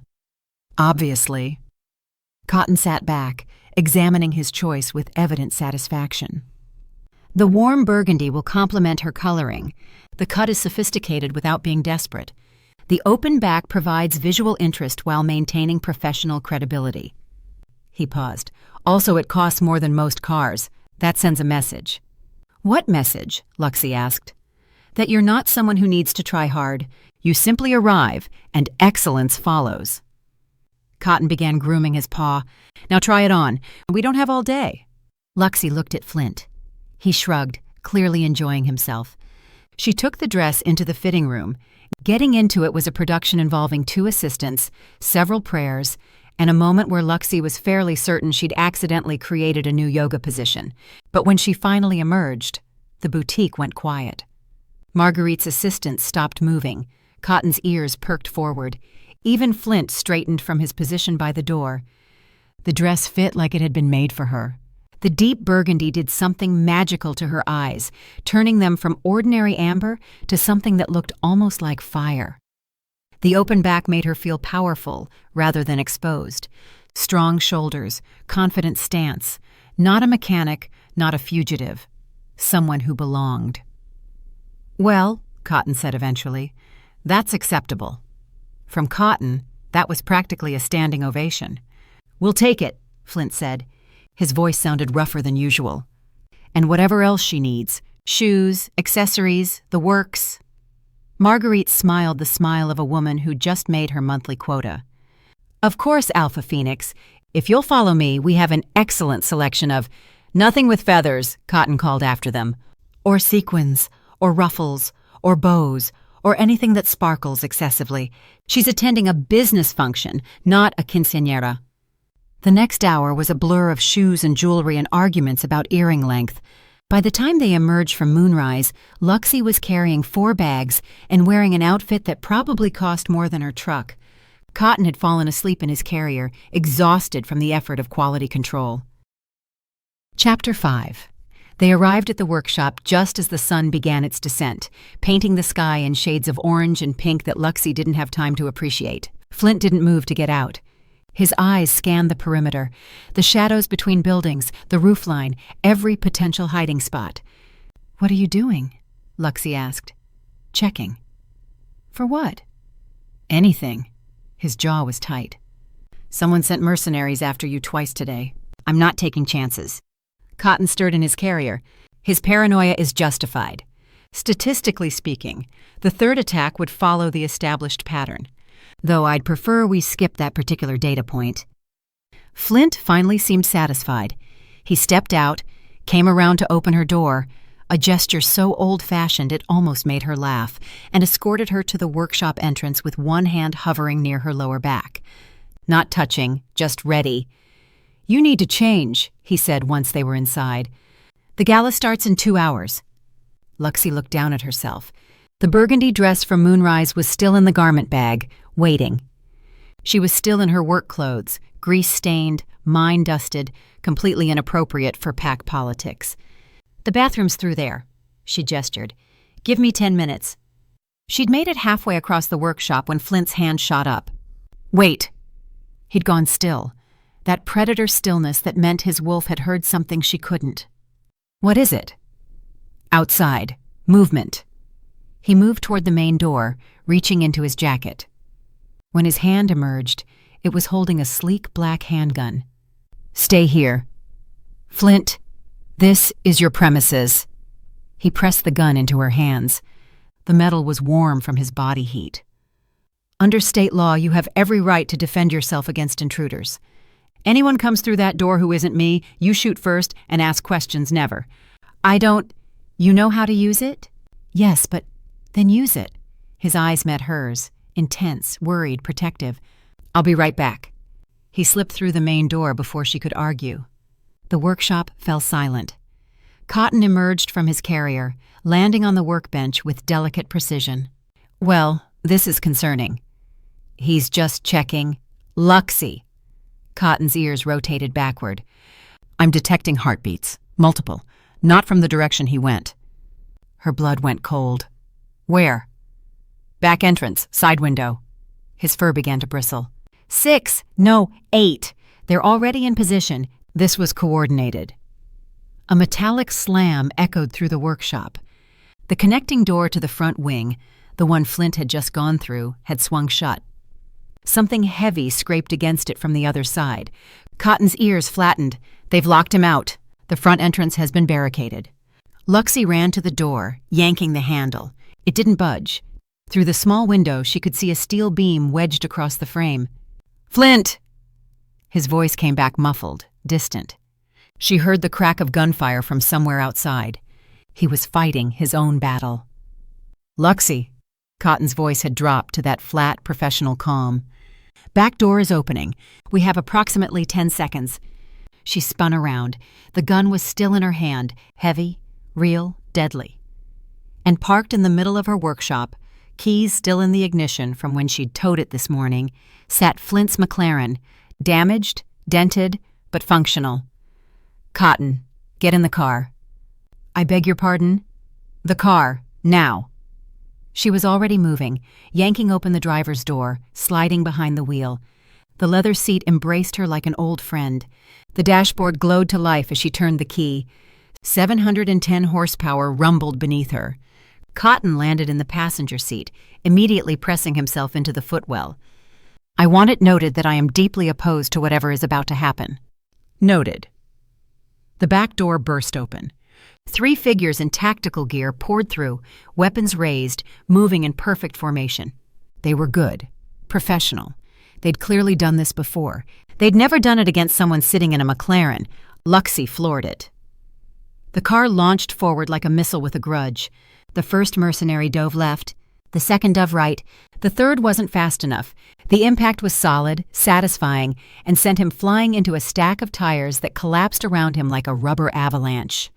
"One down," Cotton reported from the footwell, though I must say, using a $300,000 vehicle as a battering ram seems fiscally irresponsible. Luxy threw the car into reverse, tires screaming against concrete. In her mirrors, she could see more shapes coming through the side window, 2, 3, 4 more. "They're flanking," Cotton said. 2 o'clock and 10 o'clock. They're trying to box you in. The workshop wasn't designed for vehicular combat. Too many obstacles, too many corners. The McLaren was fast, but speed meant nothing if you couldn't maneuver. She needed to change tactics. Luxy yanked the wheel hard left, sending the car into a spinning drift that would have made every traffic law in existence weep. The rear end swung around like a wrecking ball, catching a mercenary mid-stride and launching him into the hydraulic lift. 2 down, Cotton updated. The lift appears to have broken his fall, and possibly his ribs. A bullet punched through the rear windshield. Luxy ducked instinctively, glass showering around her. The car's interior was suddenly a lot more ventilated than the manufacturer had intended. "They're shooting at us!" Cotton screeched, all professional calm abandoned. "They're shooting at the car I'm inside of." "I noticed. This is unacceptable. This is a hostile work environment. I did not sign up for vehicular warfare." Another bullet. This one took out the side mirror. Luxy grabbed the gun from the passenger seat. Cotton yowled as her hand came within inches of his head and fired through the broken back window without looking. A grunt, a thud. 3 down. Cotton's voice had gone high and tight. "Your marksmanship is adequate. Please don't accidentally shoot me. Stay low.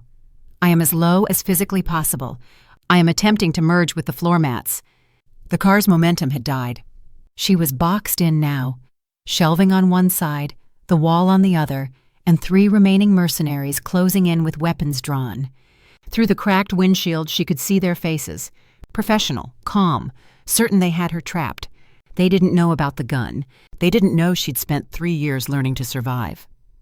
Luxy took a breath, steadied her hands, and became someone she'd never wanted to be. 3 shots. 3 bodies dropped.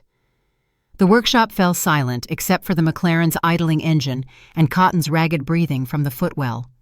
6 down, Cotton whispered. That's all of them. The internal ones, anyway." His ears rotated weakly. "I'm detecting Flint's heartbeat outside. Elevated. He's still fighting. 2 more hostiles on his end, but he's winning." Luxy sat in the driver's seat, gun still raised, hands trembling. 6 people.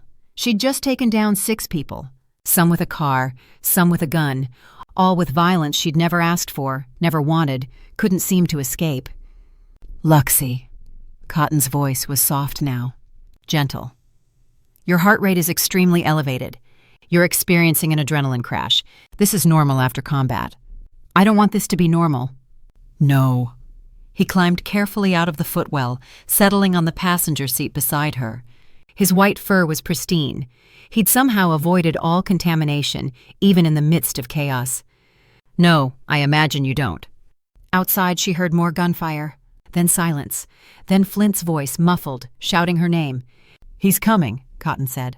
"The barricade won't hold him long, especially not now that his wolf knows you are in danger."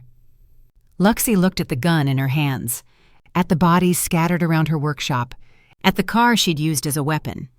She thought about the gala, about walking in on Flint's arm, the rescued damsel, the woman who needed protecting. She thought about the mercenaries who kept coming, about the fact that even with Flint beside her, she wasn't safe, about the fact that her presence put him in danger too. "Cotton, yes? I'm going to the gala." "That seems inadvisable given alone." The cat went quiet. "I can't keep being the person who gets rescued," Luxy said. "I can't keep putting him in danger because someone wants me dead. and I can't walk into that gala as his protected little partner while whoever sent these people watches and smiles. So you're going to walk in alone. I'm going to walk in on my own terms. She pushed open the car door, stepping out into the wreckage of her workshop. Whoever wants me gone expects me to be scared, expects me to cling to Flint for protection, expects me to be a victim. And instead, I'm going to show up. Alone, unbroken. Her jaw set. Let them wonder how I survived. Cotton considered this. His mismatched eyes studied her with that ancient, knowing look that cats had perfected over millennia. I approve, he said finally. Though I want it noted that I would prefer a future with significantly less violence and vehicular combat. Noted. Also noted, you'll need the backup dress. The original burgundy appears to have been a casualty of war. He glanced at the garment bag, still hanging by the bathroom door, somehow untouched by the chaos. Midnight blue, it will make a statement. Luxy grabbed the bag, changed in the bathroom in record time, not bothering with perfect hair or flawless makeup. The woman who looked back at her in the mirror was bruised, battle-worn, and absolutely done with being hunted. The midnight blue dress fit like armor. When she emerged, Cotton was sitting on the workbench, carefully cleaning a speck of something from his paw. The authorities will need to be called, he observed. And Flint is approximately 30 seconds from breaking through that barricade. I know. She found a scrap of paper on her desk, a pen that still worked. The note was simple. Handled it. Business partners don't need escorts. See you at the gala. She propped it against the steering wheel of the McLaren, where Flint would see it the moment he burst through. Ready? She asked Cotton. The cat leaped onto her shoulder, settling into position with practiced ease. I'm always ready. It's one of my many burdens. Luxy grabbed her keys, not the truck, but the old motorcycle she kept under a tarp in the corner. Her real escape vehicle, the one she'd maintained for exactly this kind of emergency. The engine roared to life. Behind her, she heard the barricade finally give way, heard Flint's voice shouting her name, raw with fear and fury. She didn't look back. For the record, Cotton said into her ear as they pulled out of the workshop and into the fading daylight, this is either the bravest or stupidest thing you've ever done. Which do you think it is? Both. His claws tightened slightly on her shoulder. Definitely both. The road opened up ahead of them. The gala waited, and somewhere behind her, Flint Phoenix was finding a note that would tell him everything he needed to know about the woman his wolf had chosen. She wasn't a damsel. She wasn't a victim. She was Luxy Hamilton, and she made her own entrances. Chapter 6. Phoenix did not do anxiety. He'd faced down pack challenges, corporate takeovers, and a grandmother who once made him reorganize her entire spice cabinet alphabetically while she critiqued his life choices. Anxiety was not in his vocabulary. And yet, the gala hall glittered around him, crystal chandeliers, marble floors, wolves in designer suits, and silk gowns circling like sharks at a feeding. Every eye in the room kept sliding toward him, waiting, expecting, hungry for the announcement that would seal his fate. Where was she? Tony appeared at his elbow, stress radiating off him like heat from an engine. She's not here, I noticed. The Valdez family is getting impatient. Serena's been asking questions. Tony's jaw was tight. We need to proceed as if she's not coming. Go through the motions. Buy time. Go through the motions. Announce the Millbrook acquisition without mentioning the woman who'd made it matter. Pretend the night wasn't slowly collapsing around him. His wolf snarled. She's fine, Flint told it. She handled 10 mercenaries alone. She can handle a drive to a gala. The wolf didn't believe him. Neither did Flint. Because the truth was, and his wolf made sure he understood this through a continuous low growl that vibrated through his chest, he didn't care if she showed up to fulfill their business arrangement. He cared if she showed up alive, safe, whole. It had never been transactional, not for a single moment. He'd told himself it was because she'd needed that distance, that protection. But he'd known the truth. He was in love with her. His wolf had known first. Now the rest of him was catching up. Flint. Tony's voice cut through his spiral. The Valdez patriarch is approaching. You need to focus. Right. The pack. His responsibilities. the hundreds of people depending on him to not destroy everything because a woman with amber eyes and a talent for vehicular combat had stolen his heart. He turned to face the approaching delegation. Serena Valdez walked at her father's side, beautiful in the way that expensive things were beautiful. Polished, perfect, cold. Her gown was silver, her jewelry probably cost more than most houses, and her smile was the practiced curve of someone who'd been groomed for exactly this moment. She was everything a pack alliance required. She was absolutely nothing he wanted. "Alpha Phoenix," her father's voice boomed across the space between them. "We've been looking forward to tonight's announcement. As have I." The lie tasted like ash. Tony had gone rigid beside him. Flint could feel his beta's tension like a physical presence, the weight of expectation, the fear of failure, the desperate hope that somehow this would all work out. Around them, the gala had begun to still. Conversations fading, bodies turning, every wolf in the room orienting toward the inevitable moment. The announcement they'd been promised, the alliance they expected. The trap Flint was about to walk into, with his eyes wide open. "Perhaps we should move to the stage," Serena's father suggested. "Address the gathering properly." Flint nodded. What else could he do? He climbed the 3 steps to the elevated platform at the far end of the hall. The crowd parted before him like water, reforming behind, pressing close. Hundreds of faces, dozens of packs represented. The entire political structure of the Eastern Alliance gathered to witness his surrender. Tony's younger brother, Marcus, stood near the side entrance, arms crossed, watching. Head of security, reliable, Tony always said, trustworthy. His heartbeat was too calm for someone watching their alpha, about to make a dynasty-changing announcement. Flint filed that observation away. "Thank you all for coming." His voice carried across the silent hall. "Tonight, I have an announcement that will—" The main doors burst open. Every head turned. Luxy Hamilton stood in the entrance, midnight blue silk cascading around her like water made solid. The dress caught the chandelier light and threw it back in fragments, making her glow like something not quite human. On her forearm, where another woman might carry a clutch or a small purse, sat Cotton. The white cat was immaculate, fur gleaming, mismatched eyes surveying the crowd with the calm superiority of a creature who knew exactly how magnificent he looked. A small black bow tie had been secured around his neck, the kind of absurd touch that somehow worked perfectly. He looked like he was ready to critique everyone's fashion choices and find them all wanting. Luxy walked forward, not rushed, not hesitant, each step deliberate, confident, the walk of a woman who knew exactly where she belonged and was claiming it. The crowd parted for her too.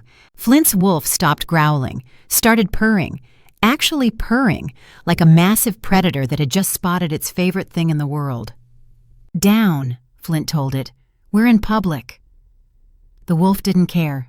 The wolf was too busy memorizing the way she moved, the set of her shoulders, the amber fire in her eyes as they found his across the crowded room.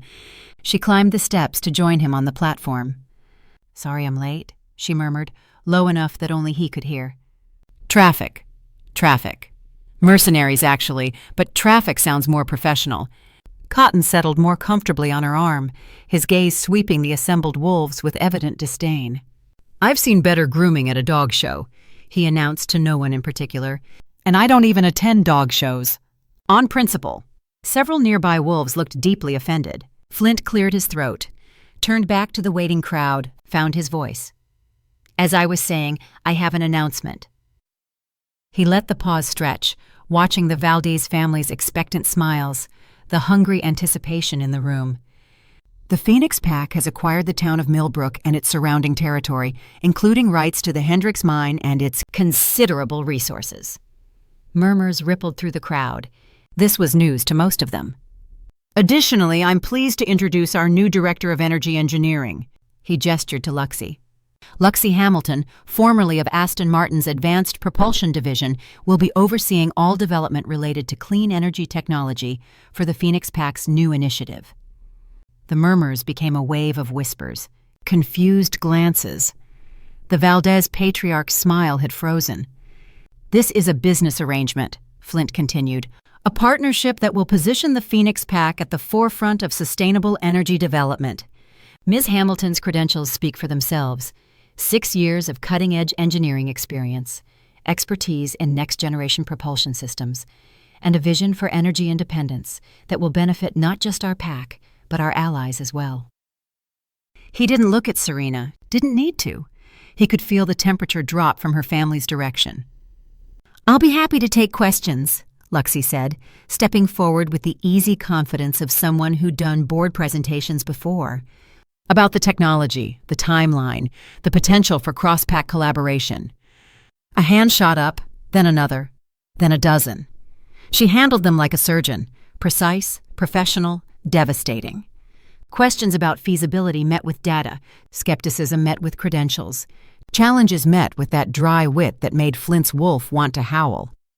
"But the Hendricks mine was abandoned decades ago," one elder challenged. "What makes you think there's anything valuable there?" "With respect," Luxy said, "I've personally surveyed the site. The geological indicators are promising, but more importantly, the Phoenix Pack isn't betting everything on one mineral deposit. We're developing a comprehensive energy strategy that doesn't depend on any single resource." "And your qualifications to lead this initiative?" "I helped design the intake manifold system that's currently in use in 3 different Aston Martin models. I've optimized fuel injection systems that improved efficiency by 18%.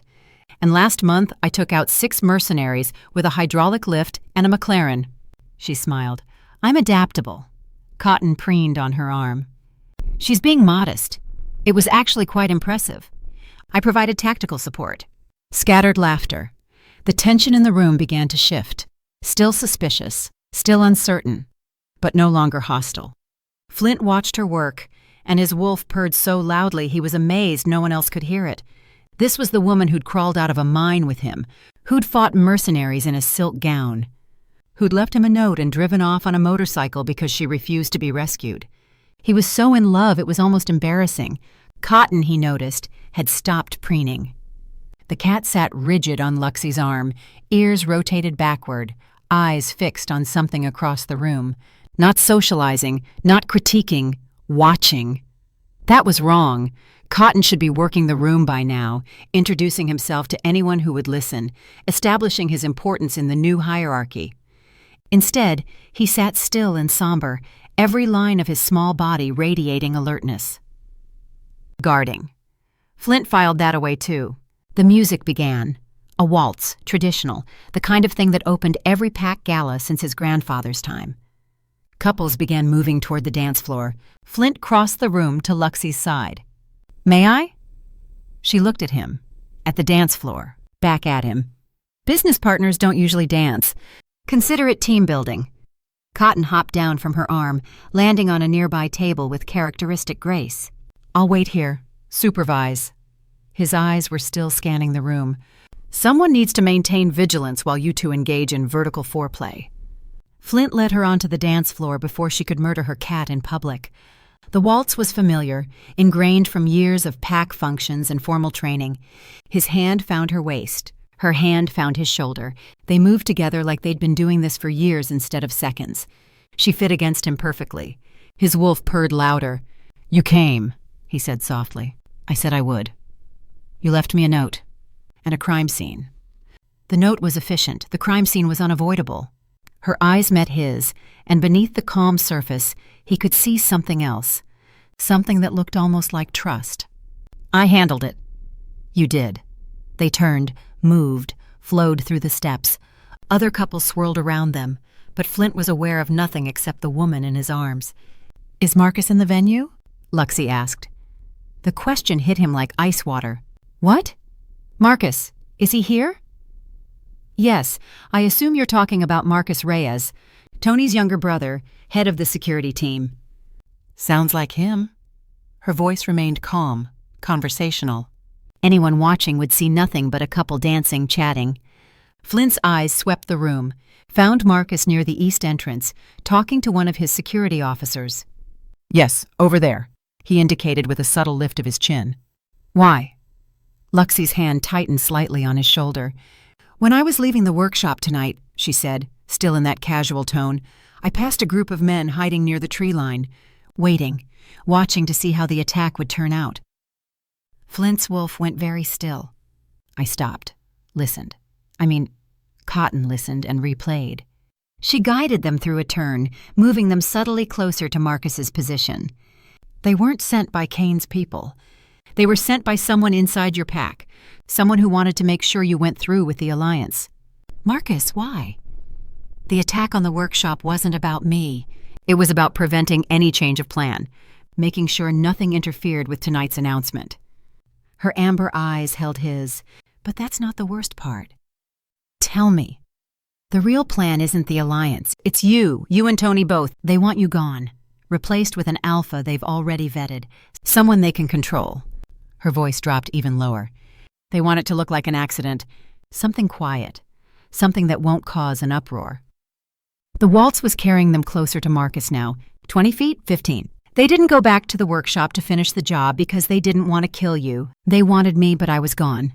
They said, and I quote, "Marcus won't be happy. But at least we know the announcement will go as planned now, and we'll do another round when the couple is on honeymoon. They'll be so busy with business mating, they won't know what hit them." 10 feet. Are you sure? Flint asked. Ask Cotton. He carried my phone close to them and recorded the conversation. Nobody paid attention to the cat. 5 feet. Marcus looked up, saw them approaching. His expression flickered. Confusion, then understanding, then something darker. Now, Luxy whispered. Flint moved. He released Luxy and launched himself at Marcus in one fluid motion, no warning, no hesitation, just action. His fist connected with Marcus's jaw before the man could raise a hand. Marcus went down, came back up with a knife, and Luxy was there.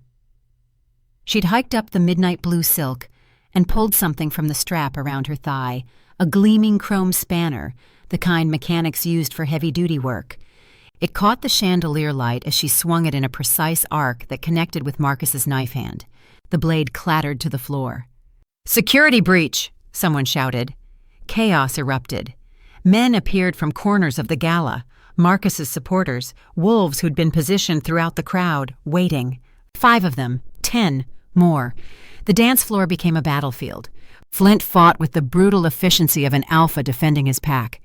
Marcus's allies came at him in waves, and he put them down with fists, elbows, the occasional headbutt that would definitely bruise later. Beside him, always beside him, Luxy wielded her spanner like a weapon of art. She wasn't a wolf, couldn't match their strength, but she was fast and smart and absolutely vicious. One man caught the spanner across his kneecap. Another took it to the solar plexus.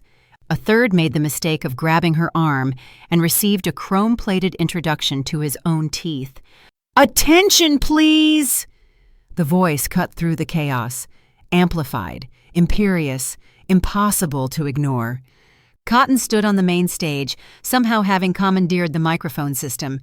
His white fur gleamed under the spotlights, his little bow tie perfectly straight, his mismatched eyes blazing. "I have an announcement," the cat continued, his voice booming across the hall. "As the official acoustic diagnostician of this operation, I have recorded evidence of treasonous conspiracy within the Phoenix pack." The fighting stuttered, heads turned. "Marcus Reyes," Cotton declared, "in conjunction with approximately 12 supporters whose heartbeats I have cataloged and can identify, has been planning a coup. The evidence is audio verified, timestamp authenticated, and damning." He pressed a paw to something on the podium. A phone, Luxy's phone, connected to the speaker system. Marcus's voice filled the hall. "Once Phoenix is gone, the council will have no choice. We'll have Valdez support, we'll have the Eastern Territories, and we'll have that bitch taken care of before she can—" The recording cut off. The silence that followed was absolute. Tony stepped forward from the crowd. His face was pale, his hands shaking, but his voice was steady when he spoke. "Brother," Marcus spat blood onto the marble floor. "Tony, you were always too soft, too loyal. You couldn't see what needed to be done." "What needed to be done?" Tony's voice cracked. "You were going to kill him. Kill me. For what? Power? Position? For the pack!" Marcus lurched to his feet, and 3 wolves immediately grabbed him. "Phoenix is weak. His father was weak. This obsession with independence, with rejecting alliances, it's going to destroy us. The only thing destroying us is you. Flint's voice was cold, quiet, the voice of an alpha passing judgment. Marcus Reyes, you and your conspirators are hereby expelled from the Phoenix Pack. Your lands are forfeit. Your bonds are severed. The words hit like physical blows. Around the room, Marcus's supporters were being subdued, identified, restrained. The pack closed ranks around its alpha, and the traitors found themselves very much alone. You can't do this, Marcus snarled. The Valdez family will never— The Valdez family, Serena's father cut in, stepping forward with ice in his eyes, does not align itself with traitors and assassins. Whatever our disappointment with tonight's developments, we do not condone this. Marcus's face went gray. It was over. The fight wound down. The conspirators were dragged away. The music eventually started again. A slower piece, something to calm jangled nerves, and the gala began its awkward attempt to resume normalcy. Flint stood in the middle of it all, breathing hard, knuckles bleeding, and looked for Luxy. She wasn't there. The space where she'd fought beside him was empty. No midnight blue dress, no amber eyes, no spanner-wielding engineer who'd just helped him save his pack. He scanned the room, the exits, the crowd. Gone. She left. Tony appeared at his side, looking 10 years older than he had that morning. About 2 minutes ago, slipped out during the Marcus situation. Why? I don't know, but she left this. Tony held out his hand. On his palm sat a chrome spanner, still warm, with a small note wrapped around the handle. Flint's hands were steady as he unfolded the paper. The business arrangement is complete. Millbrook is yours. I kept my end. Thank you for the dance. Luxy, his wolf, howled. Not the triumphant howl of victory. The other kind, the kind that meant something vital had just walked out of his life. There's something else. Tony's voice was strange. The cat left this on the podium. He handed Flint a small black bow tie, the one Cotton had been wearing. A tiny tag on the back read, "Property of Cotton. If found, return to someone worthy of my magnificence." Flint stared at the bow tie, at the spanner, at the note that said goodbye without saying any of the words that mattered. She'd saved his pack, exposed the traitors, fought beside him like they were two halves of a whole. And then she'd left. Because he'd agreed to her terms. Business partners, nothing more. His wolf howled again. Flint closed his fingers around the spanner, the metal still holding a trace of her warmth. Tony? Yeah? Cancel everything tomorrow. Everything. He looked at his beta, his best friend, and let him see everything, the desperation, the determination, the absolute refusal to let this be the end. She thinks this is over. She's wrong. Chapter 7. The lighthouse had been abandoned for 15 years. Luxy didn't know why she'd come here. Instinct, maybe. The same instinct that had kept her alive for 3 years. The voice that said, run, hide, disappear. The lighthouse sat on a rocky cliff overlooking the ocean, far from packed territories, far from gala halls, far from everything she was trying to escape, including herself. Cotton sat on the dusty windowsill, watching her pack. You're making a mistake, he said. I'm making a choice. She folded another shirt, shoved it into her bag. The business arrangement is complete. Millbrook is secure. My end is fulfilled. That's not what I meant, and you know it. Luxy didn't answer. She couldn't, because if she started talking about what she was really running from, the way Flint had looked at her on that dance floor, the way his hand had felt on her waist, the way her hollow chest had ached when his wolf purred, she would fall apart. And she couldn't afford to fall apart. Not again. He's coming, Cotton said quietly. Her hand stilled on the bag. What? His heartbeat. I've been tracking it for the last 20 minutes. Cotton's ears rotated toward the door. He's approximately 200 meters away, walking, not running. He knows you're here. How did he find— Does it matter? Cotton turned to look at her, and for once there was no sarcasm in his mismatched eyes. No superiority, just something old and tired and impossibly sad. You can run again. You can disappear. You can spend the rest of your life hiding from the one person who actually sees you. He paused. or you can stay. Cotton, he's at the door. The knock came 3 seconds later. Luxy stood frozen, her half-packed bag on the bed, her heart hammering against her ribs. The hollow space in her chest, the place where her wolf used to live, pulsed with something she couldn't name. Cotton jumped down from the windowsill.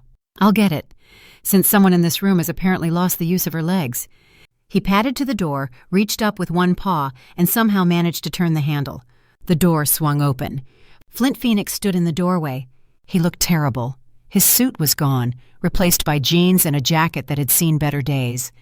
There were shadows under his eyes, stubble on his jaw, and his hair looked like he'd been running his hands through it for hours. He looked like a man who hadn't slept since the gala. He looked like a man who'd been searching for something he couldn't bear to lose.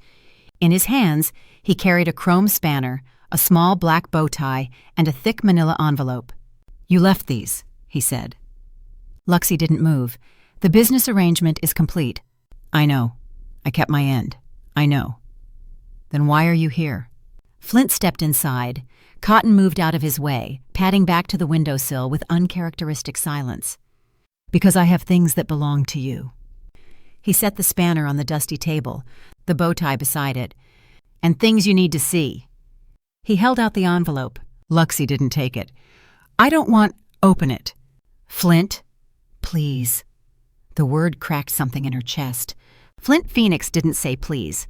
Flint Phoenix gave orders, made demands, moved through the world like he owned it. Because usually he did. But he was saying please to her, in an abandoned lighthouse, with shadows under his eyes and desperation in his voice. She took the envelope. Inside she found 3 documents. The first was a letter on cane pack letterhead. Official, stamped, signed by Gerard Kane's eldest son, the current alpha. She scanned the contents and her breath stopped. In light of new evidence, formal retraction of all accusations, bounty hereby nullified. Sincere apologies for the distress caused. The bounty, she whispered. Gone. Permanently. I had my people dig into the original investigation. The evidence that framed you was fabricated by Gerard's business partner. He's been arrested. Kane's family knows you're innocent. Flint's voice was steady. No one will hunt you again. Luxy's hands were shaking. She moved to the second document.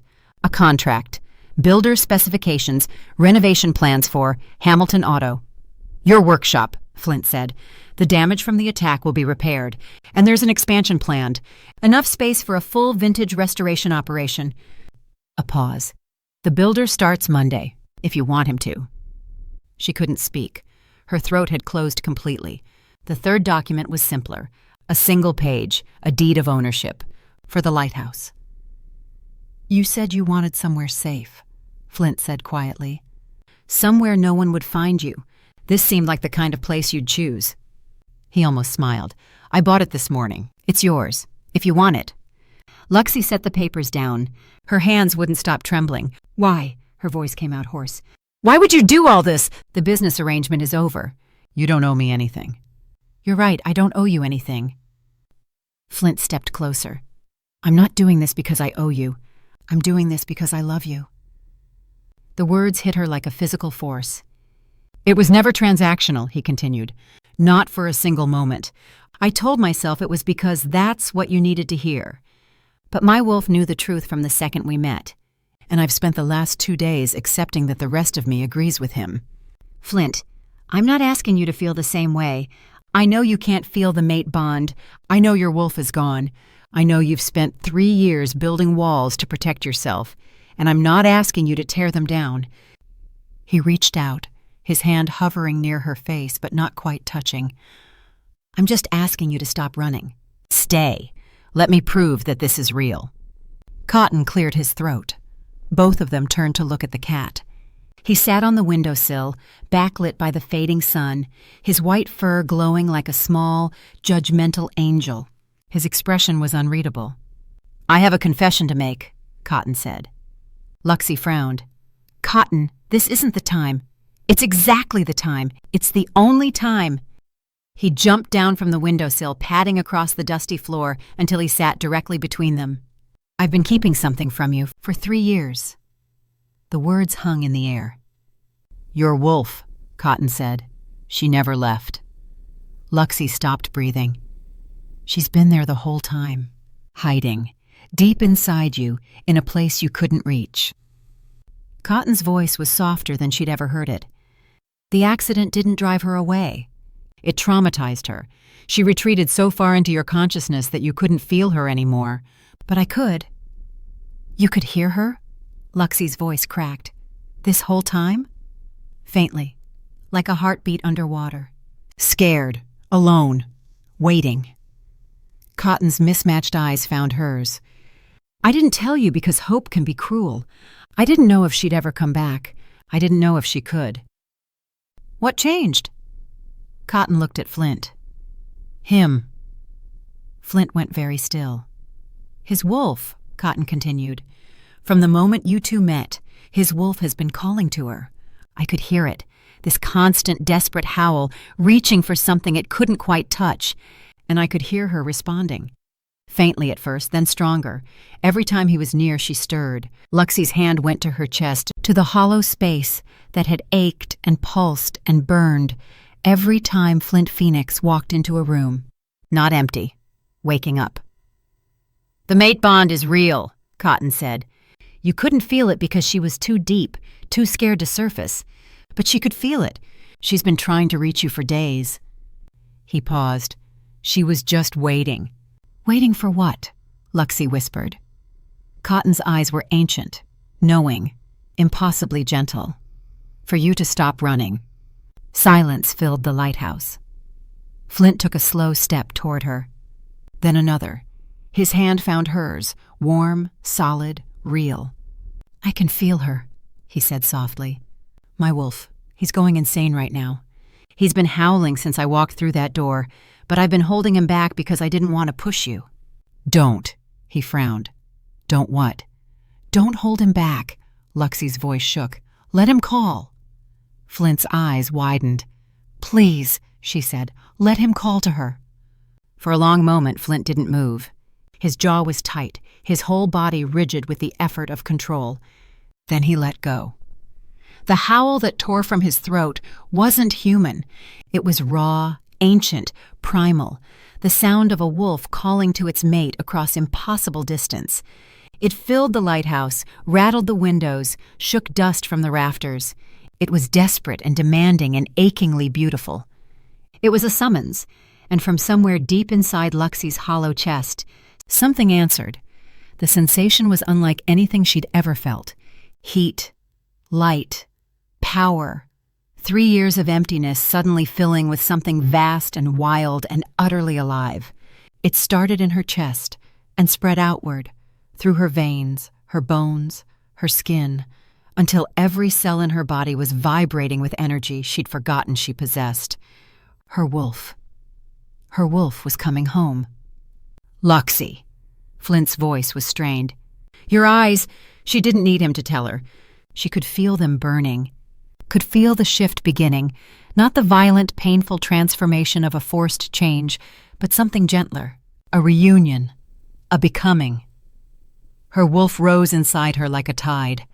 I'm here, a voice whispered, a voice she hadn't heard in 3 years. I'm here, I'm sorry. I was so scared. I know, Luxy thought back.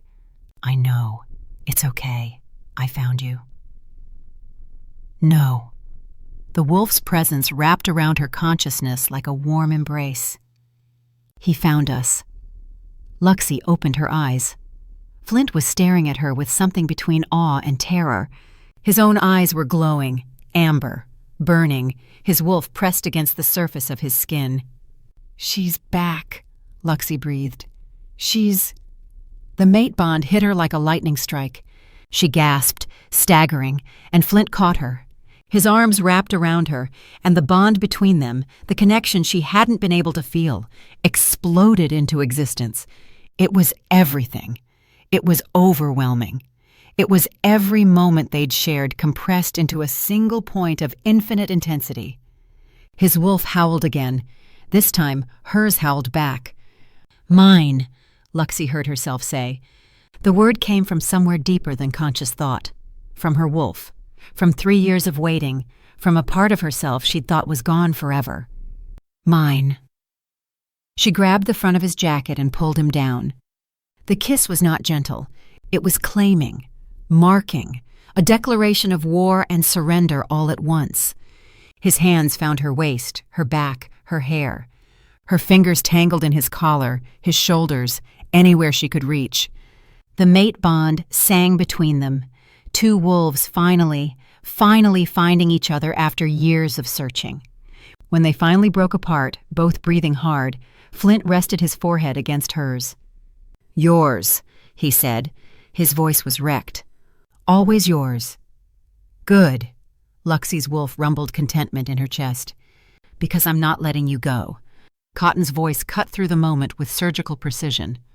Well, that was thoroughly disgusting to witness.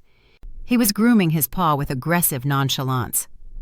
"I want it noted that I'm delighted for you both, in an abstract way that doesn't require me to observe any further physical demonstrations." Luxy laughed.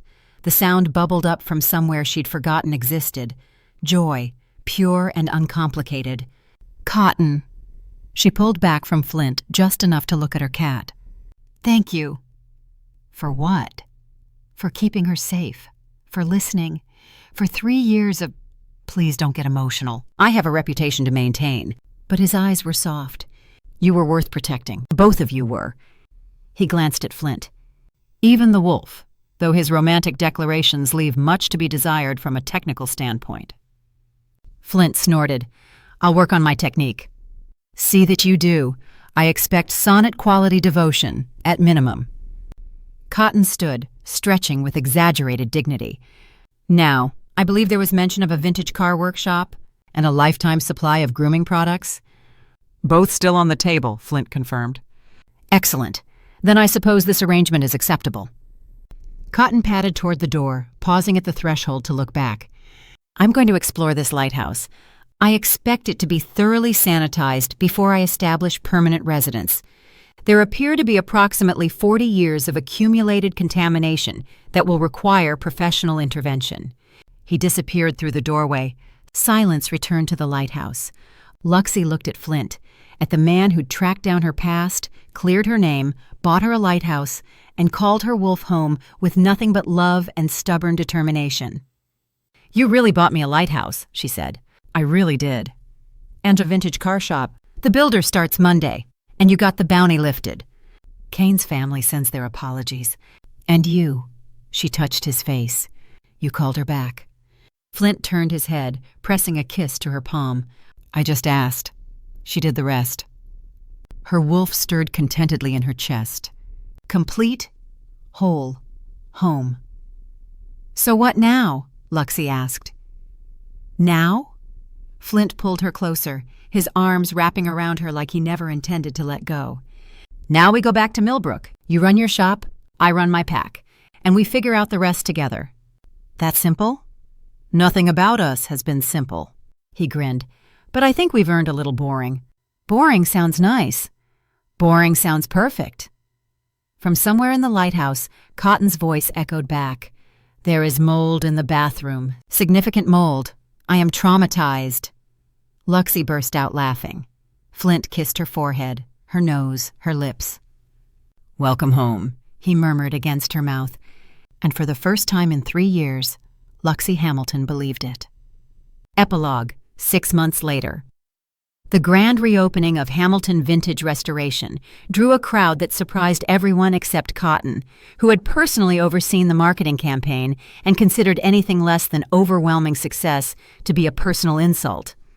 The workshop had been transformed, gleaming equipment, spotless floors, a climate-controlled office that Cotton had claimed as his personal domain, complete with a custom cat bed that cost more than most furniture. In the main bay, a 1967 Shelby GT500 sat on the lift, its engine exposed, its potential unlimited. Luxy wiped her hands on a rag and stepped back to admire her work, arms wrapped around her from behind. Flint's chin rested on her shoulder. "Beautiful," he said. "The car or me?" "Yes." She elbowed him lightly. "Smooth." "I've been practicing. Cotton gave me notes." Speaking of Cotton, the cat was currently holding court near the refreshment table, entertaining a group of pack members with what appeared to be a dramatic retelling of the gala incident. Based on the gestures, he was significantly embellishing his role in the proceedings. And then I commandeered the audio system with nothing but my superior intellect and devastatingly good looks. He's added a subplot about defusing a bomb, Flint observed. There was no bomb.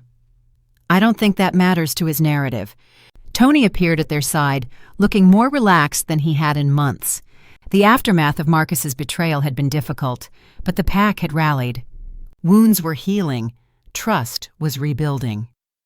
The council wants another meeting about the energy initiative, Tony said. They're very interested in Luxy's proposal. Tell them I'll present updated projections next week. Luxy leaned back into Flint's embrace. After I finish this restoration, priorities. The car is a priority? The car is therapy. The pack can wait. Tony shook his head, but he was smiling. You two deserve each other. We really do. Flint pressed a kiss to Luxy's temple. Now go away, Tony. I'm trying to have a moment with my mate. Tony retreated, still laughing. Luxy turned in Flint's arms, looping her hands around his neck. Her wolf purred contentment. A constant presence now, warm and whole, and impossibly happy. Thank you, she said. For what? For finding me. For not giving up. She smiled. For buying me a lighthouse. About that. Flint's expression shifted to something almost sheepish. I may have also bought the 20 acres around it, for privacy. And I may have started construction on a house. A real house, with proper heating and no mold. You built me a house? I built us a house. He pulled her closer. If you want it. Luxy's wolf howled with joy. She kissed him instead of answering, a kiss that said yes and always and forever, all at once. When they finally broke apart, Cotton had somehow appeared on a nearby workbench, watching them with an expression of theatrical suffering. You're doing it again, he said. The vertical foreplay, in public, during my grand reopening celebration. Your celebration? Luxy raised an eyebrow. I did all the marketing. I coordinated the catering. I personally selected the color scheme. Cotton sniffed. This is absolutely my celebration. You just happen to be the one with the mechanical skills. And the vintage cars. Details. He began grooming his paw. Now, if you two are quite finished being revolting, there's a journalist from Classic Car Monthly who wants an interview. I've prepared talking points. Of course you have. Someone has to maintain professional standards around here. Cotton hopped down, heading toward a woman with a notepad and a camera. Try not to embarrass me. Luxy watched him go, then looked up at Flint. He's ridiculous, she said. He's family. Yeah, her wolf settled warm and content in her chest. He is. Outside, the sun was setting over Millbrook. Inside, a cat was giving unauthorized interviews, a wolf alpha was wrapped around his mate, and a vintage Shelby was waiting to be brought back to life. It wasn't the life Luxy had planned. It was better. And that's Towing Fate. Thank you for spending this time with us. If Cotton made you laugh, if Luxy made you cheer, if Flint made your heart do things it shouldn't, let me know in the comments. I read every single one. Don't forget the bonus chapter featuring Cotton's own love story. Link in the description and pinned in the first comment. If you want more shifter romances with heart, humor, and animal sidekicks who refuse to behave, like and subscribe so you never miss a story. And share with a friend who needs a book boyfriend in their life. The entire collection lives at happynovels.com. Come find your next favorite. Got a story idea? A trope you're craving? A sidekick animal that needs their moment? Drop it below. Your suggestion might just become the next video. I'm Deanne Leo. Thank you for listening. Until next time, stay cool and stay in love.